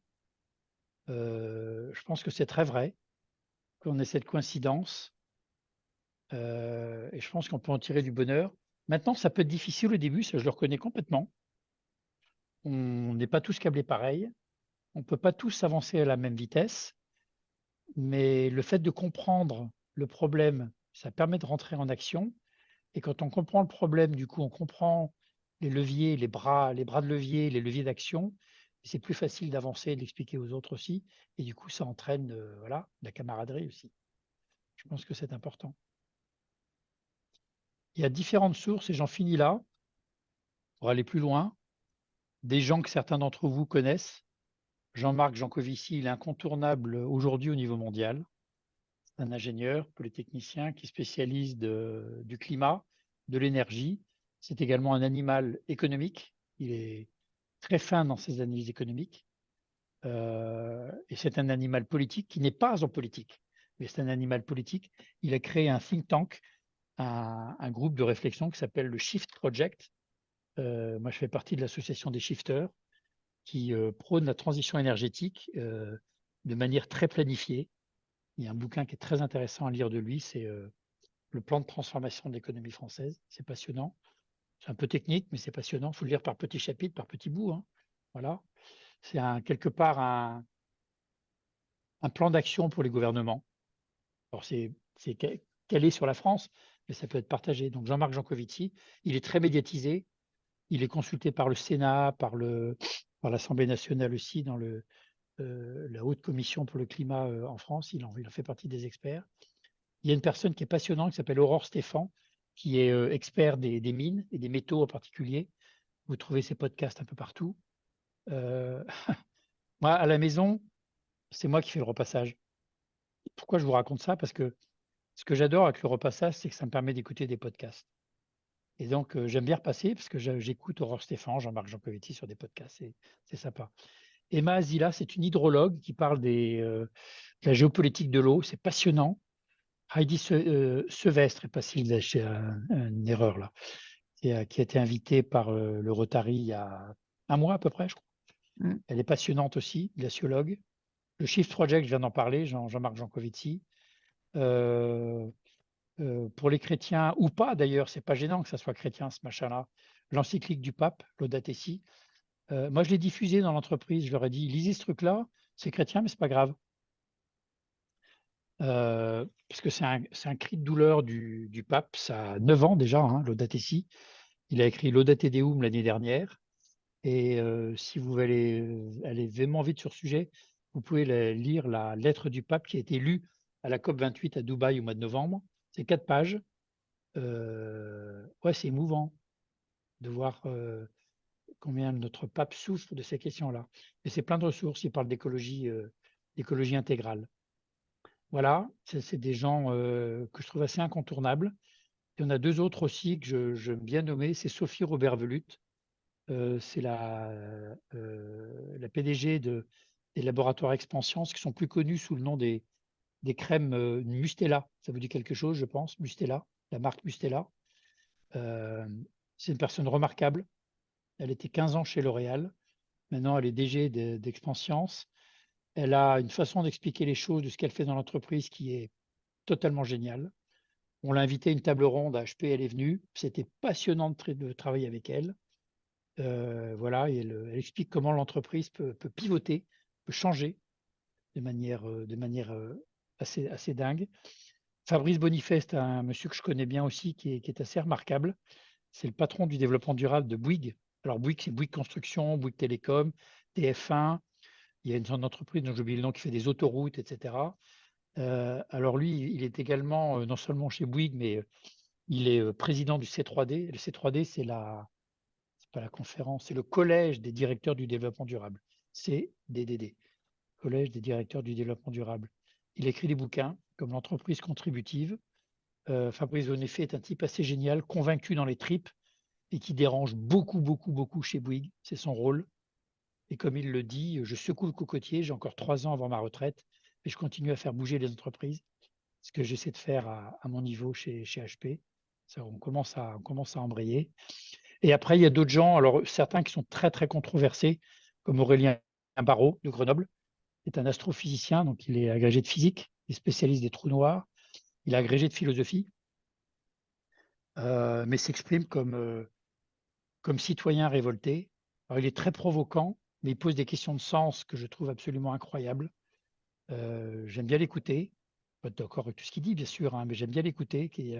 Il pose vraiment les questions de sens, voilà, du futur désirable. Si vous êtes intéressé, je peux vous donner quelques pointeurs qui sont succulents. Et puis une jeune activiste qui s'appelle Camille Etienne, je ne sais pas si vous l'avez rencontrée, elle doit avoir 26 ou 27 ans, qui après Sciences Po s'est dit, moi je suis activiste professionnelle. Voilà. Et elle dit plein de choses qui sont très intéressantes. C'est chouette de voir des gens s'engager comme ça. Voilà, il y a je reviens à Jean-Marc Jancovici, il y a une BD que vous connaissez peut-être, Un monde sans fin, qui est une BD passionnante. C'est un best-seller qui a été traduit dans pas mal de langues, et qui s'est vendu comme des petits pains en France. C'est un très beau cadeau à faire. Ça se lit par chapitre et ça reprend à la fois le constat et puis les plans d'action possibles. Je ne sais pas si certains d'entre vous l'ont lu, mais moi j'ai trouvé ça passionnant. Voilà, je pourrais en rajouter des tartines là-dessus, mais je me suis limité à ça pour aujourd'hui. Et j'en ai fini. Alors, merci Hervé. Simplement, il y a 2 réflexions sur le chat. Alors, il y a Evelyne qui nous fait part du problème financier que peuvent avoir certains pour effectivement changer de voiture, faire isoler et se mettre en ordre de marche. Oui, c'est clair, c'est évident. Ce qu'il ne faut pas oublier, vous vous souvenez, j'avais un graphe qui montrait tout à l'heure les différents déciles de revenus. Vous vous souvenez? En fait, quand on prend, il y a un graphe que j'aurais pu vous montrer, que je n'ai pas mis là dans cette présentation, je le rajouterai, qui vient d'Oxfam, qui montre l'impact des émissions de gaz à effet de serre en fonction des revenus et qui montre le déséquilibre social qu'on a. En fait, c'est les plus riches qui émettent le plus de CO2. Donc, c'est à eux de faire le premier pas dans un pays. Maintenant, si on raisonne nord-sud, c'est le nord, les pays riches, qui ont fait ce dégât atmosphérique, qui ont plus d'actions à prendre que le sud. D'accord? Et ce qui est clair, c'est que c'est par ceux qui ont le plus de moyens qui ont en général le plus gros impact écologique. Il faut commencer par ça. Ceux qui ont peu les moyens, on ne va pas les pointer du doigt. D'accord? Mais c'est là que les politiques publiques peuvent aider. Ok, dans ce jeune parti qui démarre là, qui m'intéresse beaucoup, je commence à travailler avec eux, je trouve intéressant leur démarche. Ils prônent une règle, par exemple, après c'est des choix de budget, des choix de politique, de rendre le train beaucoup plus abordable. Moi, je peux me le payer, le train, j'ai pas de problème. Avec une carte senior à laquelle j'ai droit maintenant, je peux faire un aller-retour à Paris pour 120, 130, 140, 150 €. Et pour certaines personnes, c'est vachement trop cher, ça. Mais si on a une politique qui développe le train pour éliminer le problème de carbonation le problème de carbonation de notre économie par la voiture, on peut avancer dans la bonne direction. Si on vote des budgets pour des aides beaucoup plus massives à l'isolation des maisons, ça va dans le bon sens. D'accord? Il y a une analyse au dos d'une enveloppe, comme on dit, d'ordre de grandeur de Jean-Marc Jancovici qui est intéressant, qui dit on a dépensé en France 150 milliards d'euros, je crois que c'était sur une période de 5 à 10 ans, je ne me souviens plus du chiffre exact, je vérifierai, pour mettre en place un système d'éoliennes et de panneaux photovoltaïques qui représente un tout petit pourcentage de notre production électrique aujourd'hui. Si on avait dépensé ces 150 milliards d'euros au changement des chaudières, on aurait pu, pour tous les Français qui ont une chaudière à gaz ou au fioul, les remplacer par une pompe à chaleur sans que ça coûte 1 euro à personne. Alors, encore une fois, c'est des ordres de grandeur. Ce n'est pas nécessairement juste que ceux qui peuvent le faire, qui ont les moyens de le faire, se le fassent payer par l'État. Tout ça pour dire que c'est des décisions éminemment politiques, et je sais que c'est des terrains délicats, mais si on veut résoudre le problème du changement climatique, il faut peut-être qu'on en fasse plus sur la rénovation des bâtiments et de mettre un paquet de budget sur ces sujets-là, plutôt que de faire de nouvelles autoroutes comme la 69. Je ne prends pas parti, si un peu quand même en le disant, soyons honnêtes, mais c'est quand même des bonnes questions. Quand vous parlez à Fabrice Bonifay de Bouygues, lui, il a lutté en interne pour que Bouygues aille pas sur la 69, mais que Bouygues consacre tous ses efforts à la rénovation des bâtiments. Voilà. Donc, et que les futurs bâtiments soient construits en bois plutôt qu'en acier et en béton, qui sont extrêmement polluants. Donc, il y a des choix pour les gens qui ont peu les moyens, qui ne peuvent pas changer leur voiture, de les accompagner pour que globalement, sur le plan du changement climatique, on aille au global dans la bonne direction. C'est pas simple, hein, mais tout ça, c'est beaucoup de choix politiques. Et pour y arriver, il faut beaucoup de pédagogie.